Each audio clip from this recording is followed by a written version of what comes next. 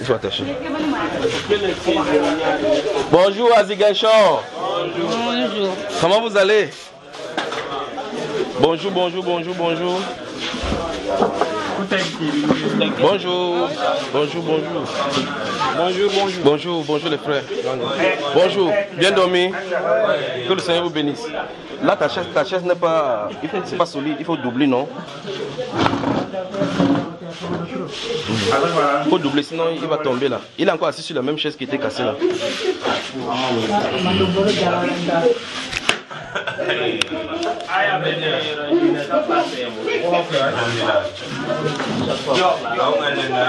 Bonjour mon chef frère, ça va?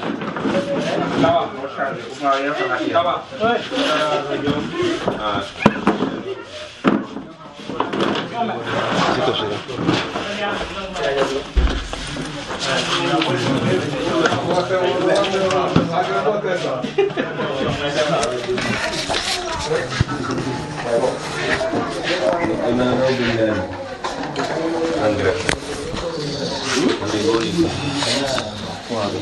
Alors tout le monde est déjà là, n'est-ce pas? On peut commencer rapidement parce qu'il veut vous garder pour longtemps aujourd'hui. Vous n'étiez pas fatigué hier, non?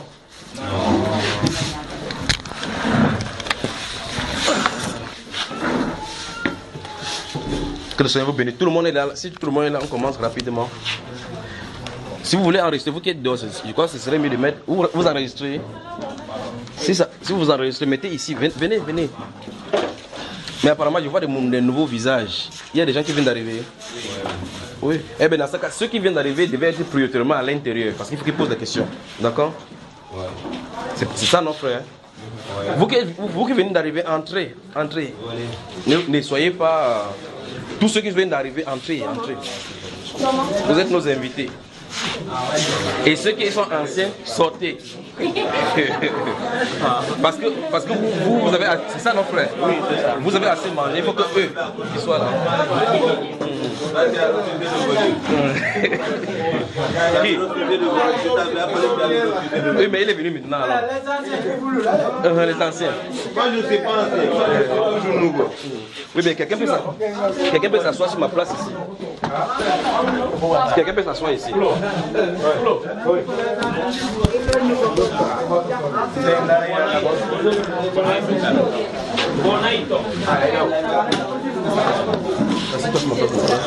Voilà. Maintenant, vous pouvez déposer ton téléphone, ça enregistre. Tu peux déposer là pour que ça enregistre bien.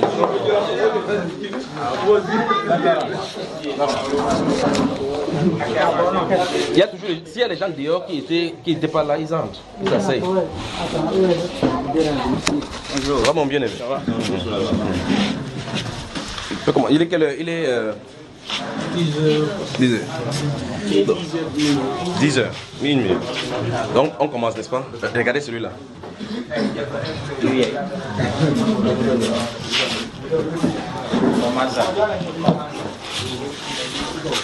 Donc je crois que les gens, comme il y a des personnes qui n'étaient pas là ces 2 derniers jours, s'ils ont des questions à poser, ils posent rapidement. On commence. Et puis par la suite, on va entamer avec. Il faut que je vous donne le message pour lequel je suis là, d'accord? Je vais donner votre message. Et si le Seigneur permet, on va prier. Comme ça, s'il y a les démons qui nous dérangent ici, on les dégage. Amen. Vous êtes d'accord? L'une des choses terribles, l'une des choses que vous ne devez pas faire, c'est de ne pas accepter qu'un esprit habite en vous. Si un esprit habite en vous, vous ne pouvez pas communier avec le Seigneur de la bonne façon. Et par conséquent, s'il se trouve des esprits avec vous, nous allons les chasser au nom de Jésus. Comme ça, votre domaine spirituel sera clair maintenant à communier avec le Seigneur. Si le Seigneur permet donc. D'accord? Donc, après donc, je vais m'asseoir ici au couloir. Après qu'on ait fini, je vais m'asseoir au couloir et je vais vous accueillir un à un. D'accord? S'il y a des gens qui voudraient qu'on cause face à face par rapport à des sujets privés, je vais vous accueillir un à un jusqu'à la fin. D'accord? Ça dépend de vous. Si vous jugez qu'il n'y a rien à dire, on se salue seulement, on ne se sépare. Dès demain 8h, nous serons à l'aéroport pour rentrer sur Dakar et puis aller dans un autre endroit encore. Ok, donc je suis à votre service. Que Dieu vous bénisse. Inclinons nos têtes et prions. Tendre Père, nous sommes devant toi ce matin. Merci Père pour ce peuple des Iguinchors. Merci pour cette grâce que tu nous as accordée encore cette journée. Merci Seigneur pour nos cœurs. Merci Père pour ceux qui sont venus au loin. Ils sont venus nombreux. pour ceux qui sont dehors, ceux qui sont encore à la cuisine. Merci Père de gloire pour ces peuples qui sont venus nombreux pour t'écouter. Je prie au Dieu de gloire que tu combles les attentes des uns et des autres. Je prie que tu nous donnes ta parole et surtout que tu nous donnes de vivre ta parole telle que tu l'as donnée. Donne-nous, ô Dieu de gloire, de ne pas détourner de tes commandements, mais de marcher comme toi tu le veux et de diriger nos voies suivant le sentier que tu as tracé une fois pour toutes pour nous. Puisse ta parole, ô Dieu de gloire, demeurer en nous et sanctifier nos âmes. Donne-nous, ô Dieu de gloire, de marcher d'après elle, d'après tes instructions et de ne pas aller ni à gauche ni à droite. Je recommande ces pensées entre tes mains. Je recommande nos cœurs entre tes mains, nos vies entre tes mains. Tu connais les besoins des uns et des autres. Je prie que tu les combles au nom de Jésus-Christ de Nazareth. Nous recommandons cette journée entre tes mains et nous prions, Père, que toi-même tu te glorifies par le nom de Jésus-Christ de Nazareth. Amen. Que le Seigneur vous bénisse. Je suis à votre service, donc des questions. Vous qui venez d'arriver, si vous avez des questions posées, sentez-vous libre de poser toutes les questions. Toutes les questions. Bien évidemment, pas seulement ceux qui viennent d'arriver. Oui, mon cher.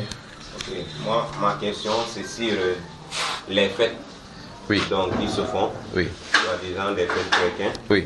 Parce qu'aujourd'hui, beaucoup de gens sont confus par rapport à ça. Par exemple, la fête de Noël et la fête aussi de Pâques qui est fêtée. Il y a aussi le calendrier, c'est-à-dire le jour du Seigneur, dimanche. Et qu'est-ce que vous en dites de toutes ces choses-là? Bon, commençons par le plus récent. Ouvrez Apocalypse chapitre 1.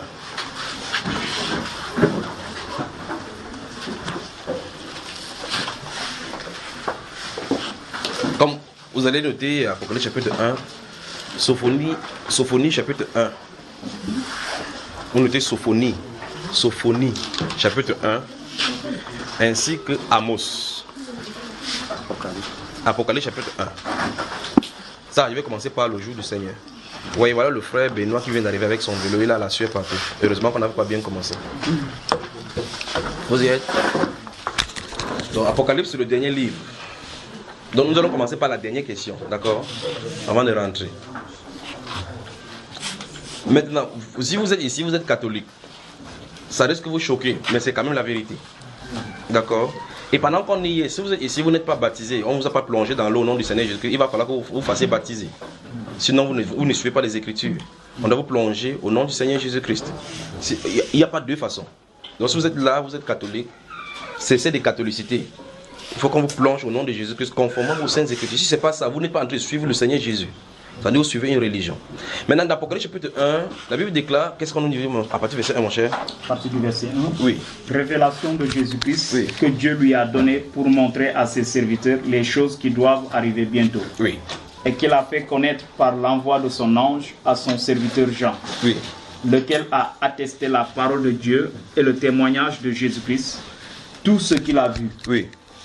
Heureux celui qui lit et ceux qui entendent les paroles de la prophétie et qui gardent les choses qui y sont écrites, car le temps est proche. Jean aux 7 églises qui sont en Asie, que la grâce et la paix vous soient données de la part de celui qui est, qui était et qui vient, et de la part des 7 esprits qui sont devant son trône. Écoutez maintenant ce que Jean va dire. Allons-y. Et de la part de Jésus-Christ, le témoin fidèle, le premier-né des morts et le prince des rois de la terre, à celui qui nous aime, qui nous a délivrés de nos péchés par son sang, et qui a fait de nous un royaume des sacrificateurs pour Dieu son Père. À lui soit la gloire et la puissance au siècle des siècles. Amen.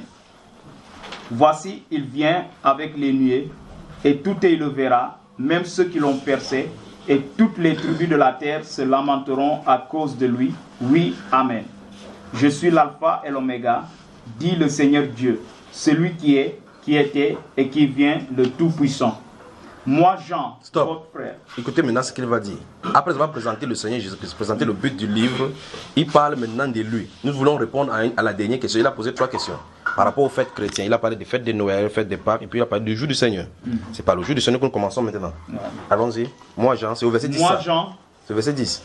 9. Oui, allons-y. Moi, Jean, votre frère, et qui est part avec vous à la tribulation et au royaume, et à la persévérance en Jésus, j'étais dans l'île appelée Patmos, à cause de la parole de Dieu et du témoignage de Jésus. Je fus ravi en esprit au jour du Seigneur. Souligné au jour du Seigneur. Maintenant, on va lire dans la version Semeur. Allons-y, lis le verset 9. Vous avez lu dans d'autres versions. Nous allons lire ce que la version Semeur le dit. Allons-y, verset 9 et 8. Verset 9 et 10. Moi, Jean, votre frère, qui est part avec vous à la tribulation, au royaume et à la persévérance en Jésus. J'étais dans l'île appelée Patmos, à cause de la parole de Dieu et du témoignage de Jésus. Je fus saisi par l'Esprit au jour du Seigneur. Au jour du Seigneur. Quelqu'un a d'autres versions ici? Vous avez autre version en dehors de ces deux-là? C'est lui, c'est comme partout. Vous avez quelle version là? C'est la même chose. Voilà. Vous avez David Matin ici hier. Osterval. Je peux l'amener. Ici, c'est pas loin, n'est-ce pas? Alors, dans d'autres traductions, dont vous allez voir, on va écrire le jour du Seigneur. D'autres vont encore dire au jour dominical. Dominical, d'où vient dimanche. D'accord? Je ne sais pas ce que la version Osterval dira. Mais maintenant, ici, on dit, Jean dit qu'il fut saisi en esprit et il a été transporté en esprit au jour du Seigneur. D'autres versions disent le jour du Seigneur, qu'il a été amené le jour du Seigneur. Qu'est-ce qu'il dit, verset? C'est la version Osterval, n'est-ce pas? Ouais. C'est le verset 9. Oui. 10. Il dit, je fus ravi en esprit le jour du Seigneur. Vous avez vu le problème, n'est-ce pas? Vous avez vu? Il y a un problème là maintenant. Ici, il y a un problème. De l'autre côté, on dit, je fus ravi en esprit au jour du Seigneur. Donc, vous voyez que si vous commencez à lire la Bible, vous ne faites pas attention, vous risquerez d'avaler des choses qui ne sont pas vraies. Maintenant, d'après ce qu'on vient de lire dans la version Osterval, c'est l'événement s'est passé le jour du Seigneur. Vous voyez? Parce qu'il dit qu'il a été enlevé en esprit le jour du Seigneur. Ça désigne, ici, l'emphase est mise sur le jour pendant lequel il a été enlevé. Donc c'est le jour qui est mis en exergue.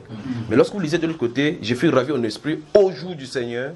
Ici, l'emphase n'est pas mise sur le jour, mais sur l'événement pendant les périodes. Vous voyez les différences, n'est-ce pas?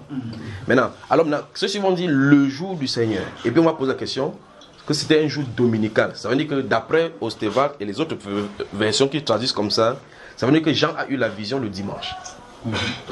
Et par conséquent, on pense donc que le jour du Seigneur, c'est dimanche. Maintenant, vous allez dans les Saintes Écritures, sans exception. Tous les passages qui parlent du jour du Seigneur parlent du jour du Seigneur comme étant le jour du jugement. Donc le jour du Seigneur n'est pas un jour hebdomadaire, dans le lundi, mardi, c'est pas cela. Le jour du Seigneur désigne la période où Dieu manifeste son courroux pour le jugement de tout ce qui est écrit, d'après les sanctions sur la terre. Et donc maintenant, dans ce sens-là, on comprend pourquoi les autres versions ont traduit par au jour du Seigneur. Parce que les événements que Jean va voir dans l'Apocalypse ne se déroulent pas en un seul jour, c'est durant 2 années qu'il va avoir toutes ces visions-là. Donc les visions que vous voyez écrites dans l'Apocalypse chapitre 1 jusqu'au chapitre 22, ça ne s'est pas passé un seul jour le dimanche. Ça s'est passé pendant 2 jours que les visions lui sont données.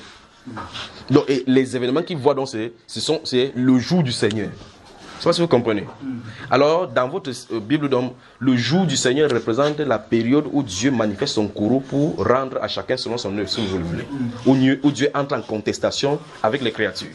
Au mieux, il fait exercer ses jugements et ses vengeances. C'est ça le jour du Seigneur. Le jour du Seigneur ne désigne ni le dimanche, ni le samedi, ni un autre jour sur la terre. Par conséquent, quand les gens veulent esquiver, ils disent non, pour moi, tous les jours, c'est le jour du Seigneur. Vous ne pouvez pas désigner un jour le jour du Seigneur, parce que le Seigneur a désigné son jour comme un jour qui est mauvais. Vous y êtes? Ouvrons le livre du prophète Joël.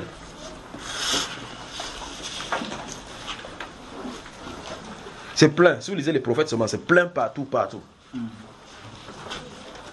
Prophète Joël.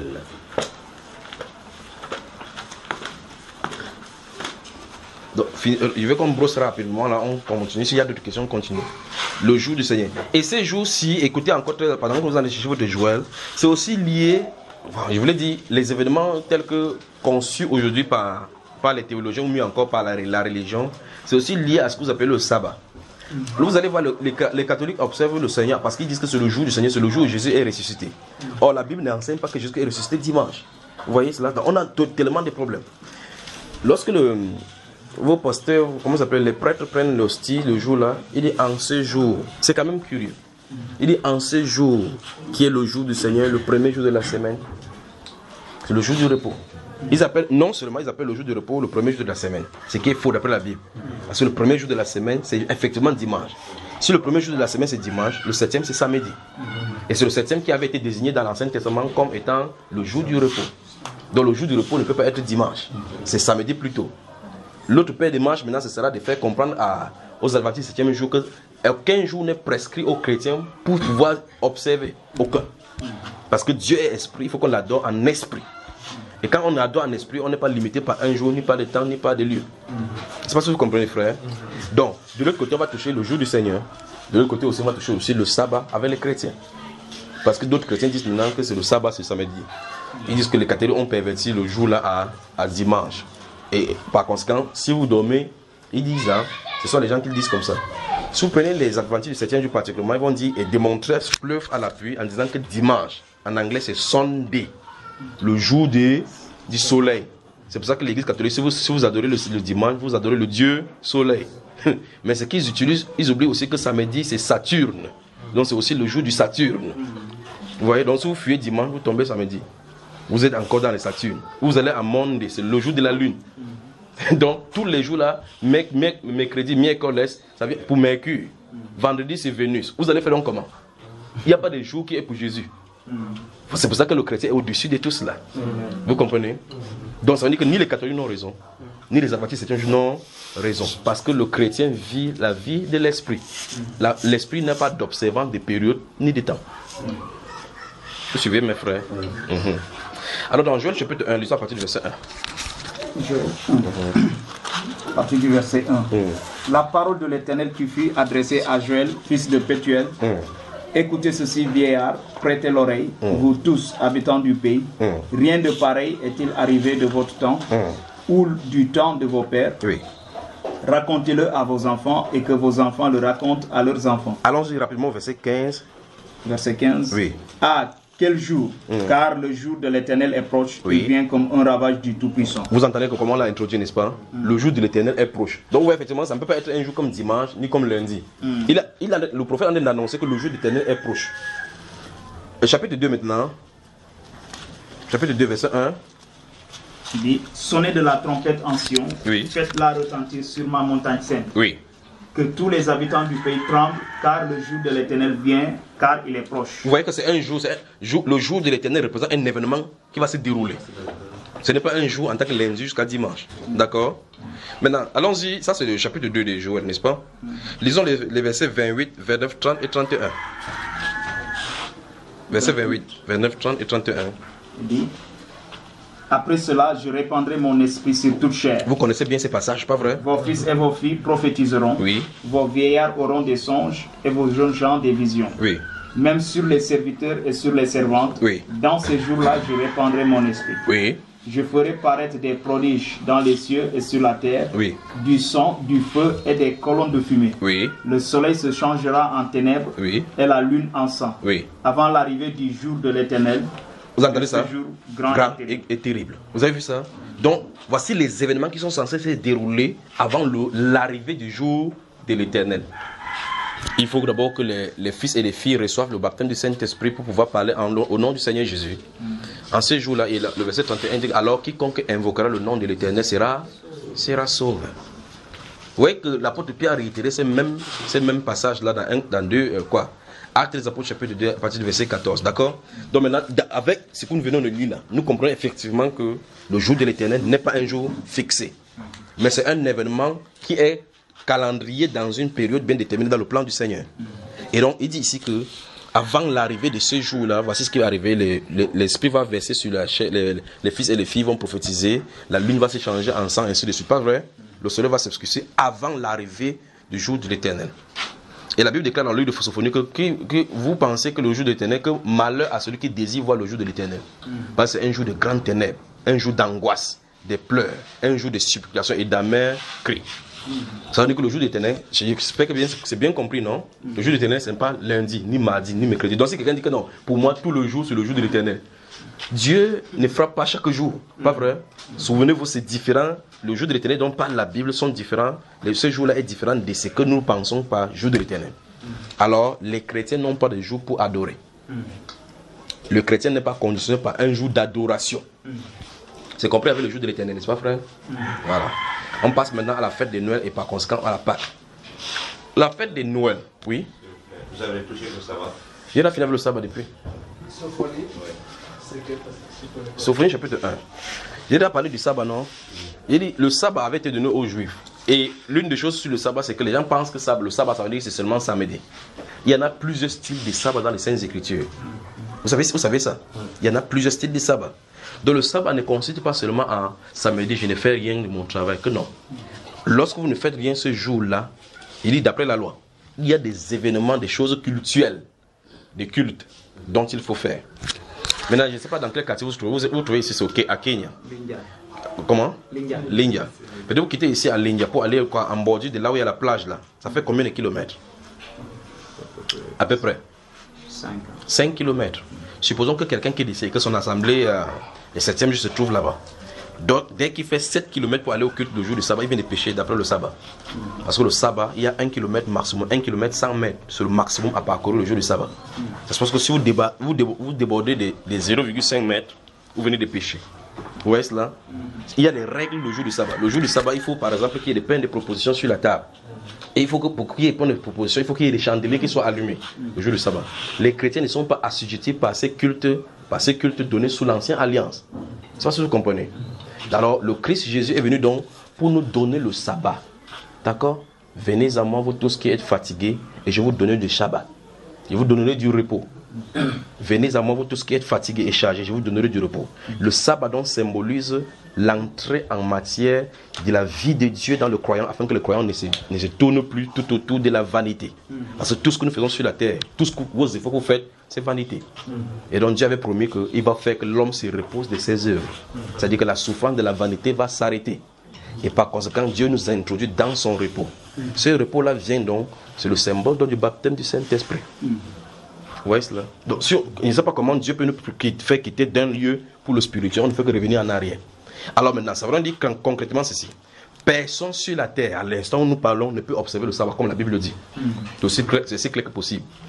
Si vous voyez quelqu'un qui prêche qu'il faut observer le sabbat, il va concorder des versets bibliques avec ses pensées. Parce que le jour du sabbat, par exemple, on ne doit pas allumer la lumière. Vous savez ça? Le jour du sabbat, vous n'allez pas allumer le feu. C'est ce qui est écrit. Ça veut dire que votre nourriture doit se gâter, vous laissez gâter. Le jour du sabbat, si la poule sort de la maison, le chien de le poursuivre, vous ne pouvez pas arrêter ça. Le jour du sabbat, vous ne pouvez pas porter la cruche sur votre tête pour aller puiser de l'eau. Ouais, là on en est, frère. Et ça, oui. Je voulais poser une question. Oui. Voilà, c'est par rapport à la loi. Oui. À la loi. Oui. Parce que quand nous lisons les Écritures, on remarque qu'il y a 2 sortes de lois. Oui. Non, il n'y a pas seulement 2 sortes, il y a au moins 7. Oui. La loi que Dieu lui-même avait inscrite sur les tables. Oui. Sur les 2 tables. Oui. Qui était rentrée dans les 10 commandements. Oui, l'Arche d'Alliance. Oui. Et l'autre loi que Moïse avait écrite. Oui. Voilà, et on a vu que la loi que Moïse avait écrite n'était pas dans l'Arche d'Alliance, mais la loi que Dieu avait écrite était dans l'Arche d'Alliance. Oui. Voilà. Donc, et nous voyons que l'autre loi que Moïse avait écrite, c'était l'ombre de Christ. Tandis que l'autre, c'était Dieu lui-même qui l'avait écrit. Mais ça symbolise quoi? Est-ce que ça suppose que... non, attends doucement d'abord. Tu as dit qu'il y a 2 styles de loi. Ce qui a été mis dans l'ancienne alliance, dans la lâche. Celle-là, c'est les 2 tables sur lesquelles le doigt de Dieu avait écrit les commandements. Les 10 paroles, dit la Bible. Ça a été mis dans l'alliance, avec la verge d'Aaron et un peu de manne. Et l'autre que Moïse avait écrit dans les rouleaux, ça n'est pas entré dans l'alliance. Tu as dit, ce que Moïse a écrit, c'était l'ombre de Christ. Ce qui est dans la table, c'est quoi? Ce qui était dans la table de l'alliance, là, c'était quoi? C'était une sorte de loi morale. C'est pas la loi morale, c'est plutôt Christ lui-même là-bas. C'est Christ habitant dans la chair. C'est la prophétie même de Christ venait dans la chair. Hein, mon frère? Comment ça? Mais la parole s'est fait chair, non? L'âge de l'alliance symbolise quoi? La présence de Dieu. Donc Dieu lui-même, la parole viendrait avec toute sa présence. D'accord? Maintenant les cultes d'à côté là, c'est pour symboliser ce qu'il est censé faire quand il va venir dans la chair. Maintenant, qu'est-ce que tu voulais aller par dire? Voici là où le frère vient nous amener. Il veut dire là, en réalité, que c'est que Dieu lui-même a dit, parce que le 4e commandement, c'est dans cette lâche-là, est écrit du doigt de Dieu et sur le sabbat. N'est-ce pas, frère? Continue comme ça, allons-y. Voilà, maintenant, on voit qu'on observe presque tous les commandements, les 10 commandements. Oui. on les observe, mais pour le sabbat, il y a des... Comment tu fais la main comme ça? Parle. Il y a certains... On observe le sabbat, oui ou non? On observe. Il faut dire que... Donc tu veux nous dire que sur les 10 paroles, on observe 9, mais le sabbat là, on n'observe pas. Oui. Pour dire en réalité, comme Dieu a écrit, ça ne peut pas changer. C'est ça, n'est-ce pas? Oui. Ok, bah, toi tu veux observer? Non. Ah, donc tu veux désobéir? Non, je voulais avoir un éclaircissement. Bon, je pose la question. Si je montre maintenant qu'on observe le sabbat, tu vas observer? Si je suis convaincu. Après 7 ans, chaque fois, tu sais que tu es censé aller chez les Juifs au Jérusalem pour pouvoir faire la libération des sabbats. Tu sais ça, non? Non. Tu ne savais pas? Non. Donc, mais dans le livre des Actes des Apôtres, chapitre 1, la Bible déclare qu'il y avait en séjour des Juifs qui étaient venus là-bas pour la 50e, pour la Pentecôte. Donc après, ça veut dire que c'est 49 sabbats, le 50e va être célébré là-bas. Donc chaque fois, tu vas aller à Jérusalem. C'est pour ça qu'il y a plusieurs styles de sabbat. Lequel tu dis qu'on doit observer? Ou même tu penses qu'on doit observer? Tout, ok. Tout, ça veut dire que quoi? Ça veut dire que tu dois aller. Si on prend ce sabbat là, parce que si tu commences pour les samedis, après 49 sabbats, tu dois rentrer, tu vas aller chez les Juifs. D'accord? Quand tu pars chez les Juifs, tu pars au temple. D'accord? Tu donnes ton offrande au sacrificateur. Il y a le temple à Jérusalem. Il y a le temple, maintenant, alors on parle, il y a le temple à Jérusalem. Il y a les sacrificateurs. Il y a les Lévites. Donc même si tu faisais l'effort, tu voyageais, tu allais là-bas, la seule chose que tu peux faire, c'est aller au temple musulman qui est là-bas. Les musulmans vont te prendre ça, ils vont te chasser, pas vrai? Donc tu vois, mon frère. Mais maintenant, que représentent les deux tables? Non, je t'ai déjà dit ce que ça représente. La question, il fallait comprendre donc, c'est à quoi le sabbat est énoncé. Pourquoi Dieu l'a fait cesser et comment ça va revenir sur la surface. D'accord? C'est là maintenant la chose. Il faut donc comprendre ce que Dieu dit pour Israël. Ce qu'il dit aux païens et ce qu'il va faire avec Israël au millénium. D'accord? Parce que quand le temple sera bâti à Jérusalem, la loi sera encore réinstaurée. D'accord, mon cher frère? Alors maintenant, je pose la question. Jésus-Christ, notre Seigneur, est le modèle exemplaire de l'obéissance. Pas vrai? Oui. A-t-il observé le sabbat? Non. Donc, c'est un garçon désobéissant. Non, dis à haute voix, Jésus est désobéissant? Non. Il a observé le sabbat? Non. Il a désobéi? Non. Il a fait quoi donc? Il était le maître du sabbat. Ça c'est clair, mais il a obéi ou il n'a pas obéi? Il a peur de blasphémer contre Jésus. Il a peur de blasphémer contre Jésus. Jésus, notre Seigneur, a deux accusations principales des Juifs pour lesquels on voulait le tuer. Un, il n'observe point le sabbat. Oui ou non? Oui. Donc Jésus, sur cette base-là, n'observait pas le sabbat. Pas vrai? Si. Deuxième chose, c'est qu'il se faisait lui-même Dieu. Voilà les deux principales accusations qu'on lui a accordées. Mais je pose la question, est-ce que Jésus observe le sabbat? Tu dis non. Il n'observe pas le sabbat. Oui. Il n'observe pas le sabbat. Il n'observe pas. Oui, par conséquent, il était désobéissant. Parce que la Bible déclare que tu dois te reposer de tes œuvres le 7e jour. Il attendait seulement les jours du sabbat pour pouvoir guérir, pas vrai? Son œuvre, c'est qu'il est censé faire l'œuvre de son Père. Et dans le jour de l'œuvre de son Père, il devait s'arrêter parce que la loi de Dieu dit que tu dois t'arrêter. Qu'est-ce que tu en dis donc? Jésus n'observait pas le sabbat, non? Non. Bon, ça dit qu'on peut limiter, pas vrai?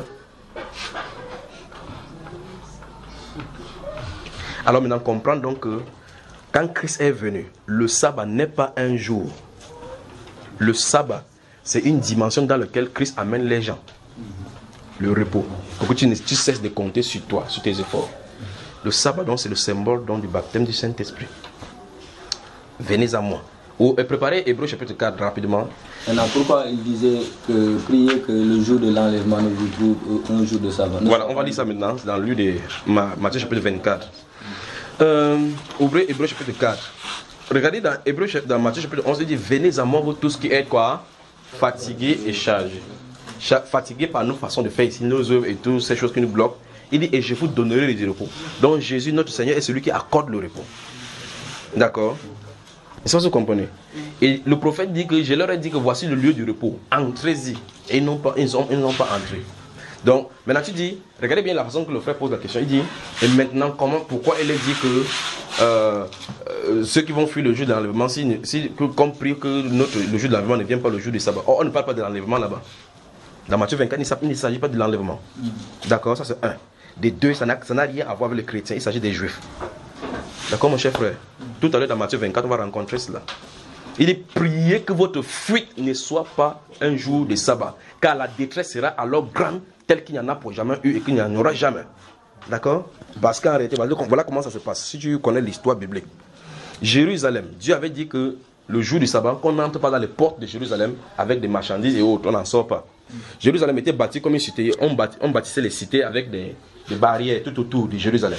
Et il y avait des portes principales dans lesquelles on faisait entrer et faisait sortir les marchandises. Les gens qui étaient des Tyr, des Sidon pour venir faire les ventes, le commerce, d'accord?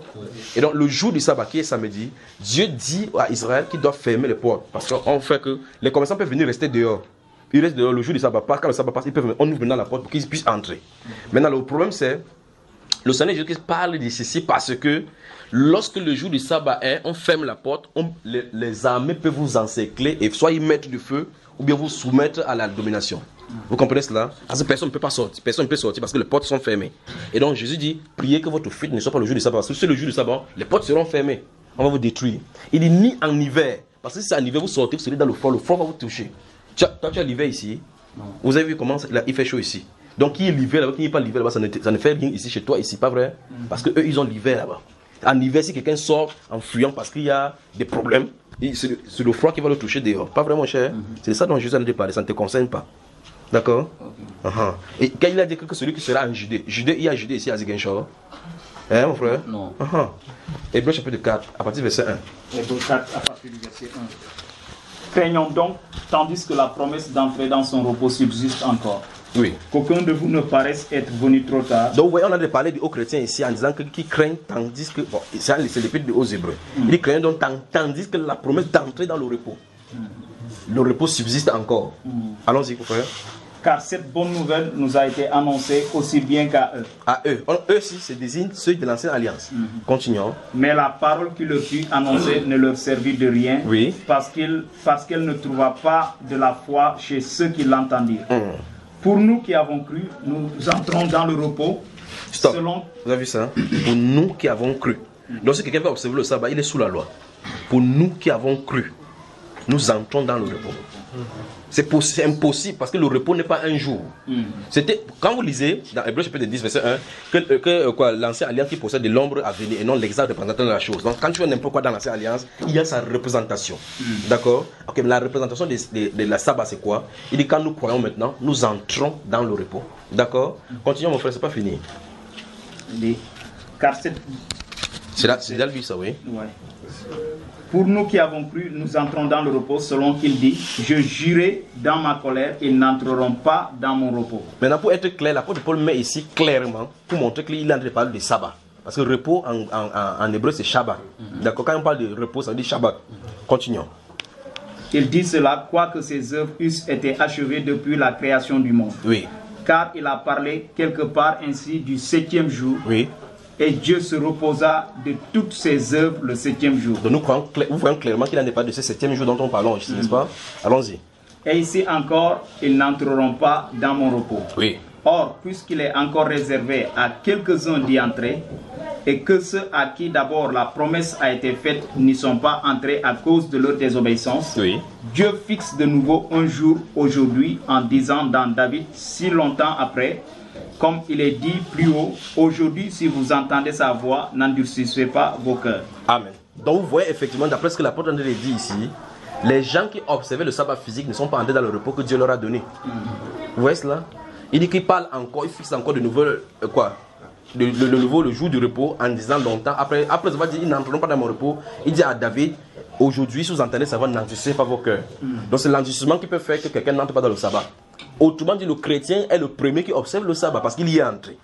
Si vous croyez en Christ, Jésus a dit, c'est ce que Jésus a dit, venez à moi, vous tous qui êtes fatigués, et je vous donnerai du repos. Je vous donnerai du sabbat. Donc le sabbat se donne.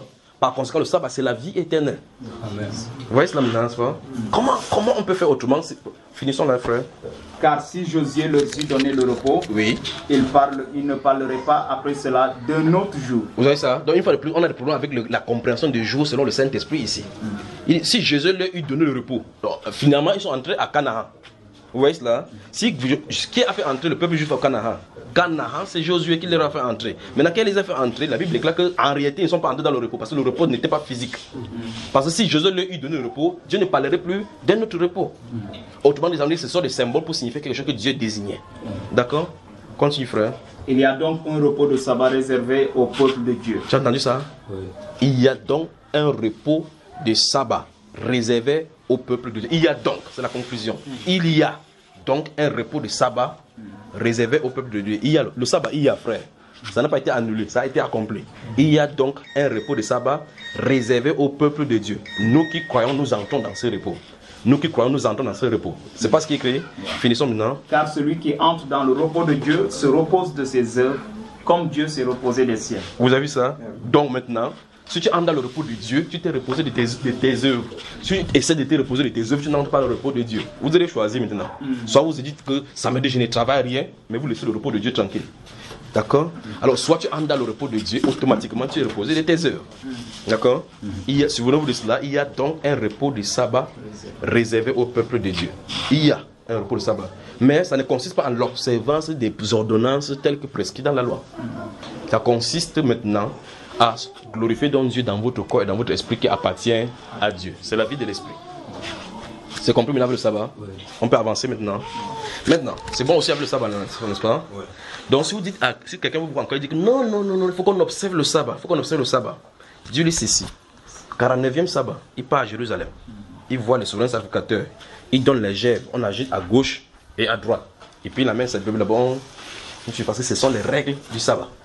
D'accord, mon frère? Et en plus de cela, en cette année de relâche, si quelqu'un lui doit de l'argent, il relâche. Si quelqu'un était serviteur dans la maison, tu la laisses libre.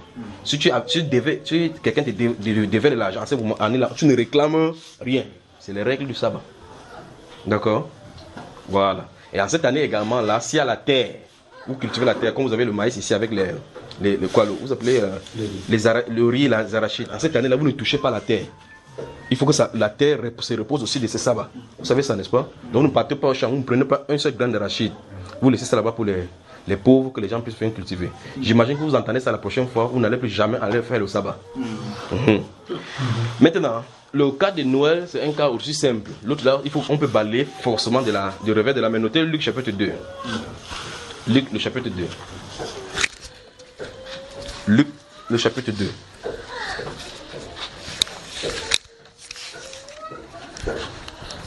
Vous êtes dans Luc chapitre 2. Voilà maintenant. Pour ce qui est de la naissance de Jésus, ou mieux encore, laissons la naissance de Jésus tranquille. Pour ce qui est de la fête de Noël, un bon sens dans les Écritures, en lisant l'encyclopédie américaine ou bien l'encyclopédie catholique concernant Noël, vous lisez dans la rubrique, si vous lisez l'encyclopédie catholique, vous lisez dans la rubrique Noël, les catholiques eux-mêmes disent que Noël était une fête avant chrétienne, pré-chrétienne, qui était fêtée en Égypte. Ça veut dire que 3000 ans avant que Jésus ne vienne sur la terre, on fêtait la fête des Saturnales. Vous voyez cela? Ça veut dire que ça s'est fêté déjà. Maintenant, la transmutation avec l'Église catholique qui est venue, je crois qu'hier nous avons parlé de cette absorption que Constantin a fait en mélangeant ces cultes là-bas. Constantin, les dieux qu'il servait, le dieu soleil, c'est pour ça que vous voyez sur tous les images, les icônes à l'Église catholique ont toujours ce truc rond là au-dessus de la tête. Et ils servent le soleil.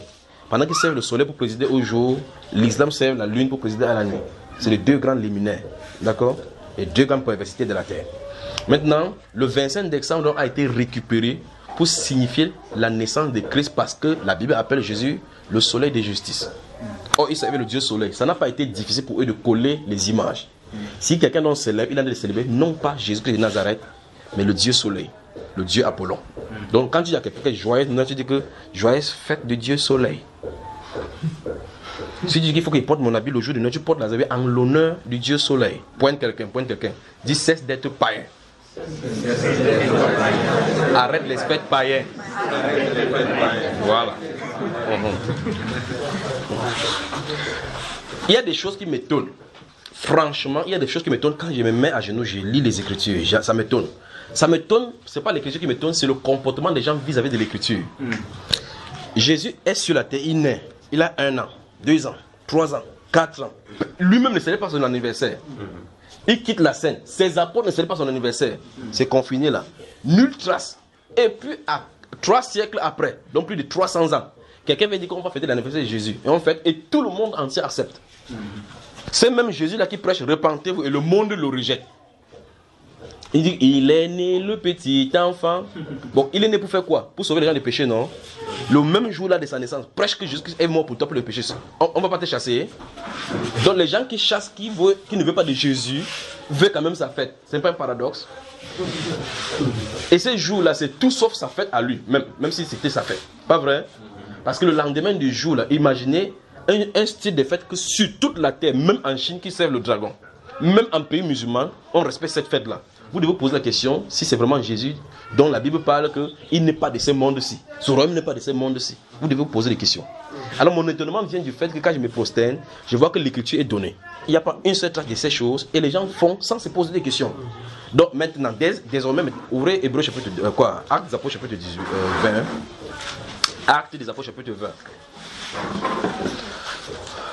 Que Dieu vous bénisse, que Dieu vous bénisse.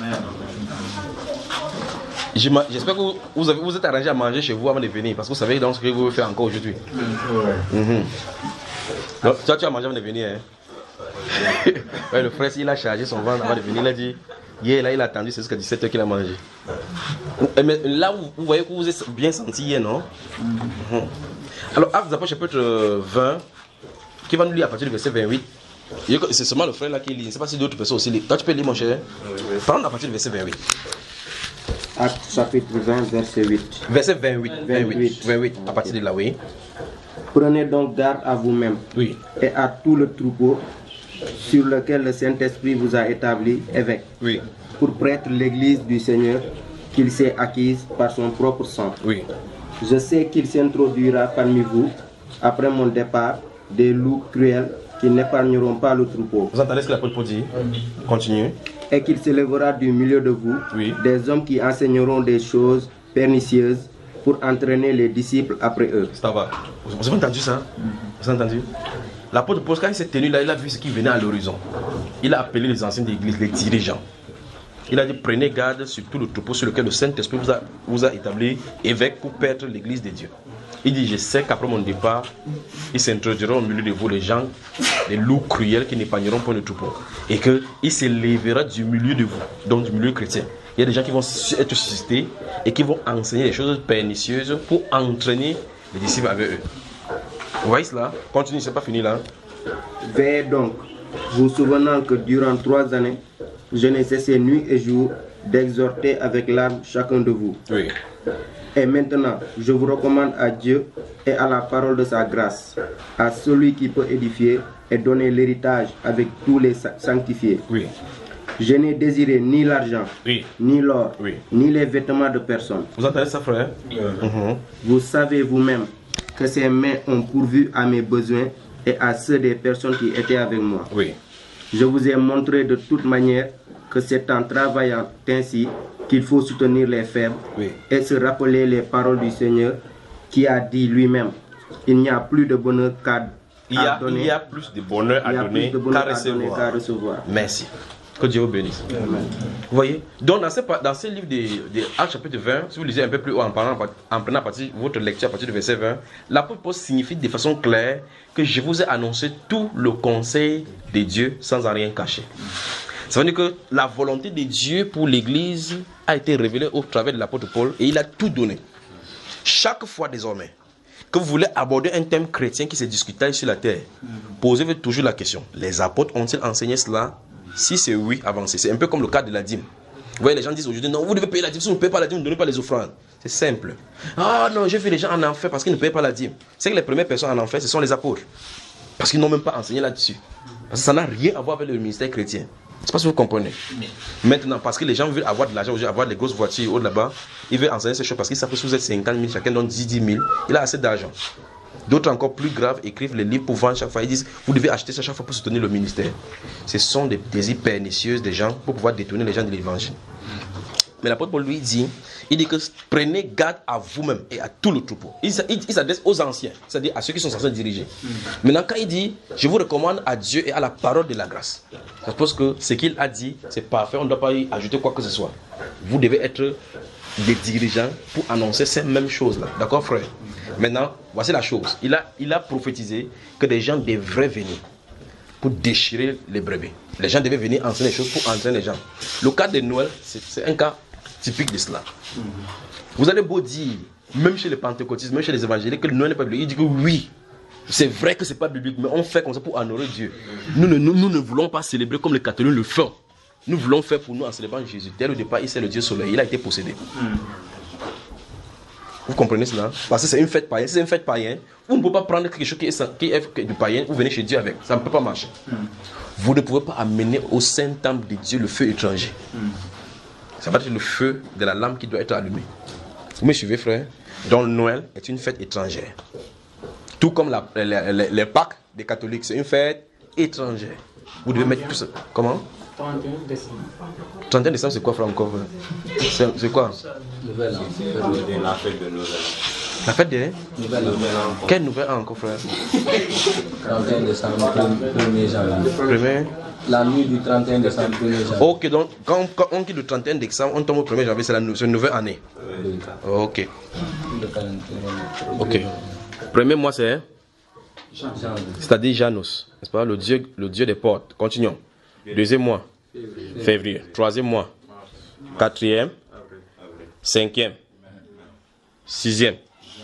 Combien, quoi? Juin. Septième, juillet. Huitième, neuvième. Quoi? Septembre veut dire quoi? Septembre veut dire quoi? Ça veut dire? On continue seulement comme ça. Donc, nous sommes à combien là? Mais vous entendez quoi? Ok. Continuons. Octobre. Dans octobre, vous entendez quoi? On continue seulement. Vous allez vous embrouiller sur la TSC. On continue. Novembre, vous entendez quoi? Nous sommes à combien là? Décembre. Combien? Décembre. Décembre. Il y a? Non. Il y a 12. 12. Et 12, ça se trouve maintenant? Donc 12, ça c'est 12e mois. Mais nous entendons 9. Et nous entendons là 10. Alors, votre première année là, c'est à quel niveau? Donnez-moi alors comment vous faites pour trouver la nouvelle année. Exode. Ouvrez Exode. Où est le problème qu'on en a, non? Donc pendant que vous faites votre nouvelle année, Dieu ne connaît pas ça. Dieu ne connaît pas votre nouvelle année, que la fête de nouvelle année. Tu fais quoi sur la nouvelle année? Et par conséquent, les parents, on fait maintenant que c'est la nuit de la traversée. C'est ça, n'est-ce pas? Vous traversez pour aller où? Exode chapitre 1, ouvrez. Chapitre 12, pardon.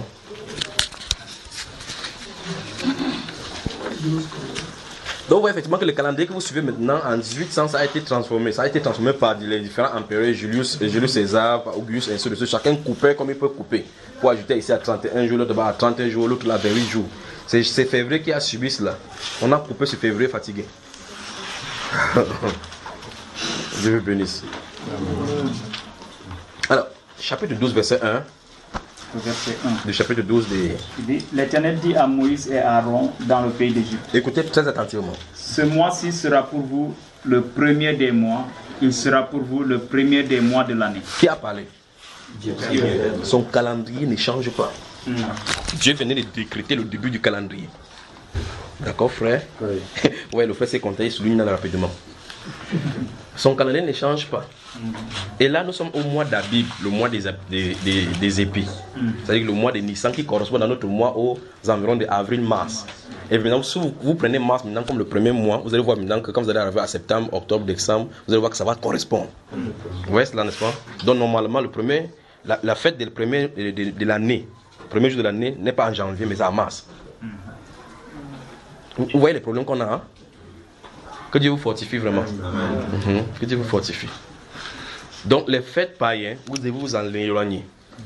Vous ne devez pas mixer les fêtes avec les fêtes du monde avec ça. La Bible est claire, n'aimez point le monde, ni les choses qui sont dans le monde. Parce que vous voulez toujours célébrer avec les gens. Oui mon cher. La fête de l'Assomption, que les catholiques fêtent le 15 jours. Regarde d'abord, je crois qu'il faut qu'on arrive. Parce que s'il ne fait pas comme ça, là, s'il ne grille pas bien, s'il ne grille pas rapidement, on aura des problèmes parce qu'il y aura toujours des questions. Aucune fête, ni fête chez les catholiques, ni les doctrines, ni bibliques. Donc tout ce que l'église catholique célèbre vient du diable. Et quoi, c'est mieux de dire comme ça, pas vrai frère? C'est pas trop virulent, mais c'est la vérité. Encore, je recommence encore. Toutes les fêtes catholiques, sans exception, y compris les doctrines, viennent du diable et non de la Bible. Comme ça, tu pourras citer n'importe comment. Tu entends directement que ça vient du diable, n'importe quoi tu veux, ça vient du diable. D'accord? Je crois que c'est clair, n'est-ce pas? C'est choquant. Si vous êtes catholique ici, bienvenue. Mais c'est quand même la vérité. Si vous aimez les catholiques, ça vous fait mal, c'est quand même la vérité. Tout ce que votre pape célèbre depuis, enfin, hier on a vu comment que on ne doit pas prier avec, les hommes ne vont pas prier avec les choses sur la tête. Ils ont décidé de façon libérale de désobéir à Christ. Voilà. Autre chose, tu as encore quelque chose? Vous avez encore quelque chose à demander? Oui, mon cher. C'est la tabaski. Sur la tabaski? Oui. Souvent les gens y mangent, alors aussi il y a des fêtes pointes. Par exemple, les circoncisions dans nos villages, les gens ne mangent pas. Oui. Donc, bon, toi tu as fêté la tabaski ou tu n'as pas fêté? Non, je n'ai pas fait. Pourquoi? Bon, je me suis dit que ces choses-là, ce sont des idoles. Oui, oui. Et la tabaski, c'est la fête de quoi? C'est la fête des musulmans. La fête des musulmans. Ça, on fait quoi là, le jour là? Ils sacrifient un agneau. Pour symboliser quoi? Mouton. Oui, pour symboliser quoi? Bon. D'après eux, c'est le fils Isaac. Oui. L'autre là devient Ismaël. Voilà. En effet, si vous lisez le Coran dans la sourate Les Rangées, la sourate 37, au verset 102, justement. Vous avez le Coran là? Personne n'a le Coran ici. Tu as le portable. Ouvrez le portable, tu ouvres la sourate 37 dans les Rangées. Dans la sourate dans les Rangées, il est fait mention là-bas des dons des fils d'Isaac, du fils Ismaël, puisque Abraham a prié. Si vous prenez à partir du verset 100, tu y es déjà. Les Rangées, c'est la sourate 37, les Rangées. Les Rangées, ouvre les Rangées. Vas-y rapidement dans le 102. Écoutez, dans cette sourate 37, le verset 102, il est question d'Ismaël. Je vais aller à la tabaski là, directement. Allons-y, 102, rapidement, mon frère, tu n'as pas retrouvé? 102, lis, allons-y. Puis quand celui-ci fit en âge de l'accompagner, Abraham dit, ô mon fils, je me vois en songe en train de t'immoler. Oui. Vois donc ce que tu en penses. Ismaël dit, ô mon cher père, fais ce qui t'est commandé. Ce qui t'est commandé. Oui. Tu me trouveras parmi, s'il plaît à Allah, du nombre des endurants. Que le Seigneur te bénisse. Dépose. Alors, d'après ces sourates-ci, d'après le verset 102 de ces sourates 37, c'est. Vous notez aussi ça pour aller chercher. Alors, c'est ici donc qu'est basé, dans ces sourates, c'est qu'est basé la fête de la tabaski. Mais vous prenez le livre de Genèse au chapitre 22.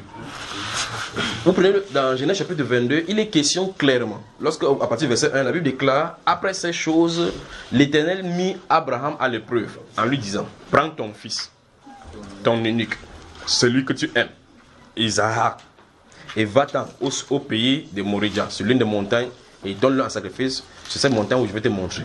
Pas vrai, frère? Donc de façon spécifique, de façon claire, dans le livre de Béréchid, il est question d'Isaac.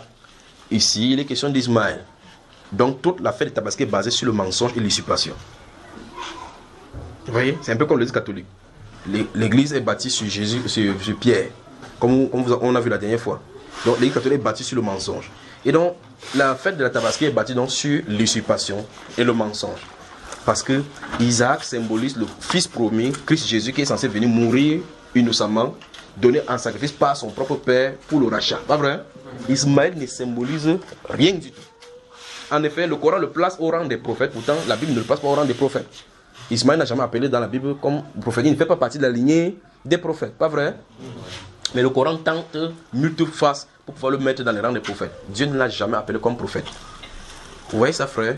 Mais quand Dieu va parler à Abraham, quand Dieu va donner la promesse à Abraham, si vous lisez à partir du chapitre 16 et chapitre 17 principalement de Genèse, quand Dieu parle à Abraham, il dit que je viendrai cette année-ci et Abraham aura je te multiplierai au grand nombre.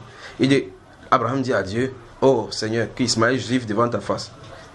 Vous voyez ce qu'il dit? Abraham a douté parce qu'il savait que il est à l'âge de 99, Sarah à 90, il dit, peut-être Dieu a fait l'erreur parce qu'à cet instant, Ismaël est né. Ismaël avait 13 ans lorsque c'est arrivé.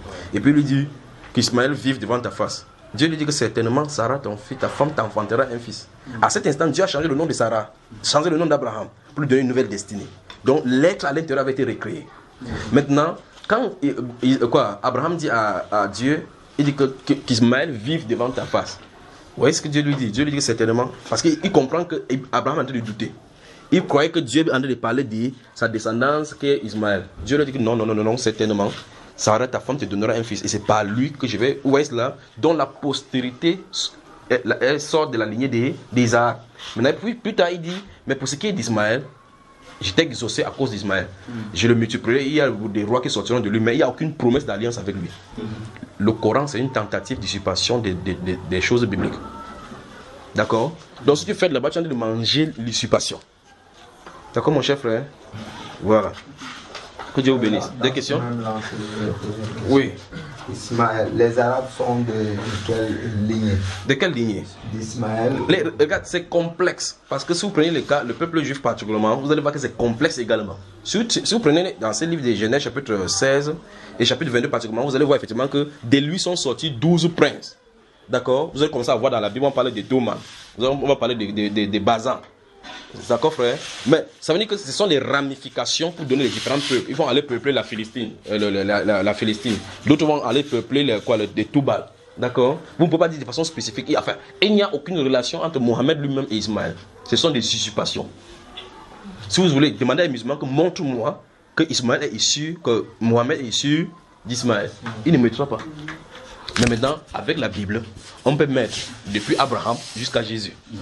Pas vrai, frère? En passant par Isaac. Dites la même chose pour eux, un Ismaélite. Dites la même chose pour si vous voyez un musulman, dites que je ne veux pas deux choses. Faites-moi la généalogie depuis Ismaël jusqu'à Mohammed. Il ne pourra pas établir. Ce sont des voleurs. Des questions?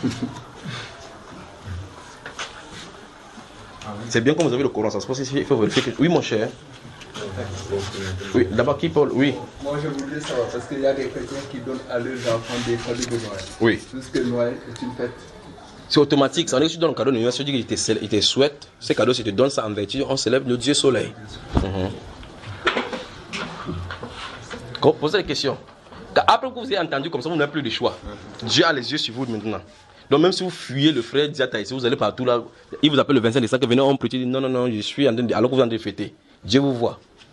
Oui. Est-ce que le chrétien doit-il manger le riz préparé pendant la fête? Ou bien certaines fêtes, est-ce qu'il doit manger? Supposons que nous sommes le 25 décembre. Aujourd'hui, supposons. La maman de la maison prépare. On va manger ou on ne va pas manger? On va manger. Mais si c'est demain, on va manger ou pas manger? Quel est le problème avec la nourriture?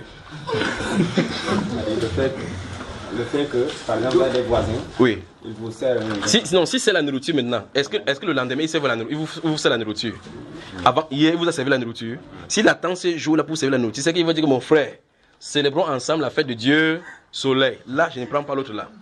D'accord? Il dit que garde, demain tu me donnes. Parce que le 26, ce n'est pas le Dieu soleil. D'accord? Posez des questions. Vous êtes les fêtards ici, non? Ok. Oui. Moi, je veux poser la question parce que, à savoir, la terre d'Israël. Oui. Pourquoi aujourd'hui elle est appelée Palestine? Palestine. Mais ça a été appelé Palestine avant que ça soit comme ça. La terre d'Israël, les orthodoxes là-bas ne sont pas les Israéliens. Parce que depuis la Bible déclare que quand Abraham est là-bas, il n'a pas permis qu'il ait une tente là-bas. Il a dit marche dans le pays et mets-y les empreintes parce que je donnerai ça à ta postérité. Pendant qu'Abraham séjourne là-bas à Canaan, il y a des peuples là-bas. D'accord? Ces peuples-là, c'est le peuple qu'on appelle les Palestiniens. Donc en réalité, c'est leur père, mais Dieu a dit qu'il a donné ça aux Juifs. Si les gens de l'ONU se fâchent, qui se fâchent? En plus maintenant, la Bible déclare même que ça va s'étendre, leurs frontières vont s'étendre même jusqu'à presque le fleuve d'Égypte, n'est-ce pas? Donc ça veut dire que la frontière d'Israël va s'étendre. Mais est-ce que dans la Bible, le nom Palestine est là-bas? C'est toi qui avais posé la question le premier jour de la Palestine, c'est ça, n'est-ce pas? Oui, alors que tu as déchiré ça, n'est-ce pas? Ça te dirait encore comment? Non, parce que la terre, comme moi j'ai vu là-bas, oui. Moi j'ai vu le nom de Canaan. Oui. Et puis par après, j'ai vu les fils de Canaan. Tu as vu la Syrie? La Syrie? Oui. Oui. La Syrie, c'est quel pays aujourd'hui? Damas. C'est Damas. Mais il y a le Liban dans la Bible, non?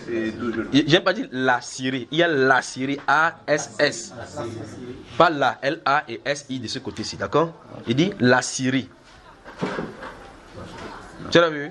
Ouvre Michée, il va te poser une question. Le livre du prophète Michée. Faites vite, il faut qu'on avance. Faites vite. Balancez votre question rapidement, on avance. Michée, le livre du prophète Michée au chapitre 5.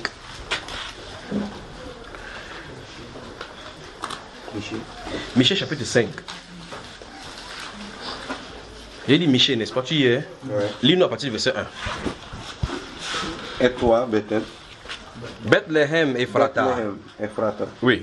Toi qui es petit parmi les milliers de Juda. Oui. De toi sortira pour moi celui qui dominera sur Israël et dont l'origine remonte au lointain passé, au jour d'éternité. C'est pourquoi il les abandonnera. Et il les abandonnera, mon frère. Jusqu'au... Il est quoi? Il les abandonnera jusqu'au temps où enfantera celle qui doit enfanter. Ok, donc c'est ta version, oui. C'est la version de la Palestine, là. Continue.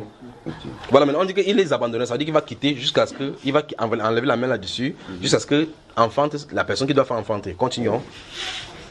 Et le reste de ses frères reviendra auprès des fils d'Israël. Oui. Il se redressera et il fera paître avec la force de l'Éternel, avec la majesté du nom de l'Éternel. On parle de qui ici? On parle de qui? Celui qui va paître là avec la force de l'Éternel, c'est qui? Continuons maintenant. Et ils auront une demeure assurée, car il est dès maintenant glorifié jusqu'aux extrémités de la terre. Oui.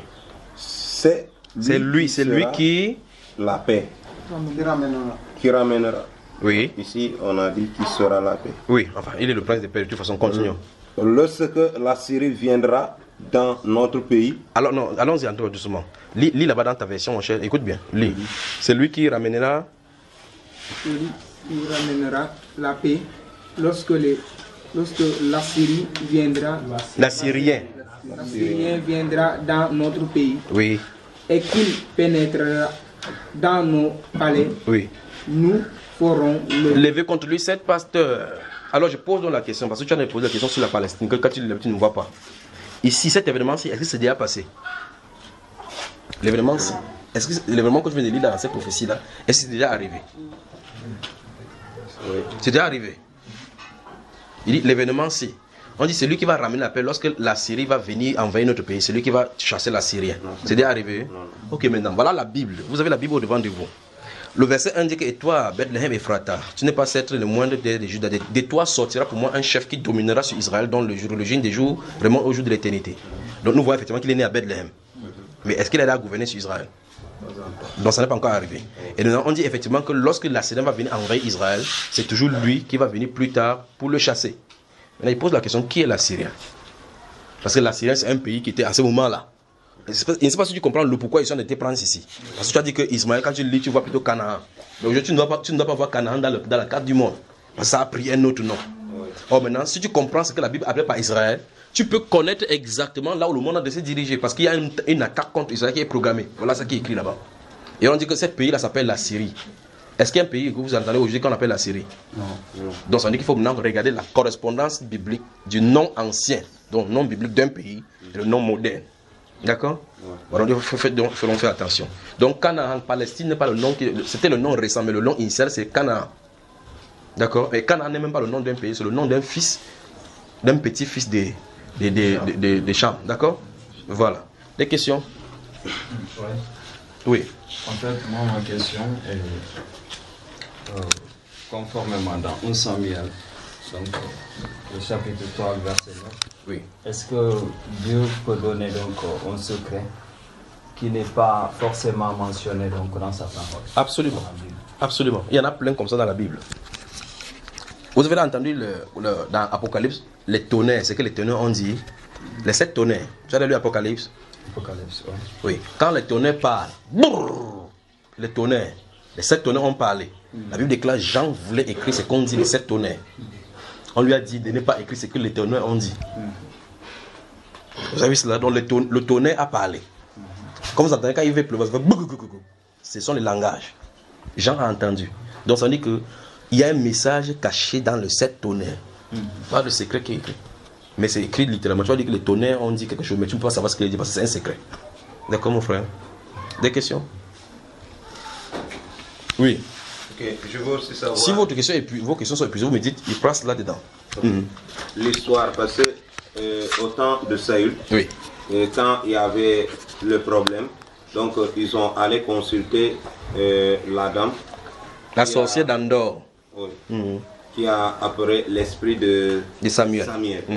Et ça, je veux vraiment savoir le pourquoi Samuel qui était mort. Et son esprit était venu répondre à la femme qui a invoqué son esprit. Lévitique chapitre 19. Ouvrez Lévitique chapitre 19 rapidement.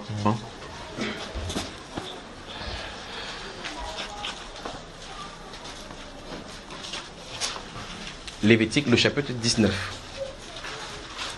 Bon, puisque vous en avez noté, notez le verset 31, puis notez également Lévitique chapitre 20, le verset 6.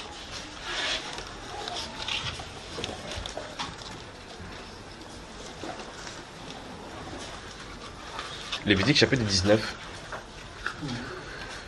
verset 31. Et puis Lévitique chapitre 20, verset 6. Allons-y maintenant. Toi, lis donc. Il est écrit. Ne vous tournez pas. À haute voix.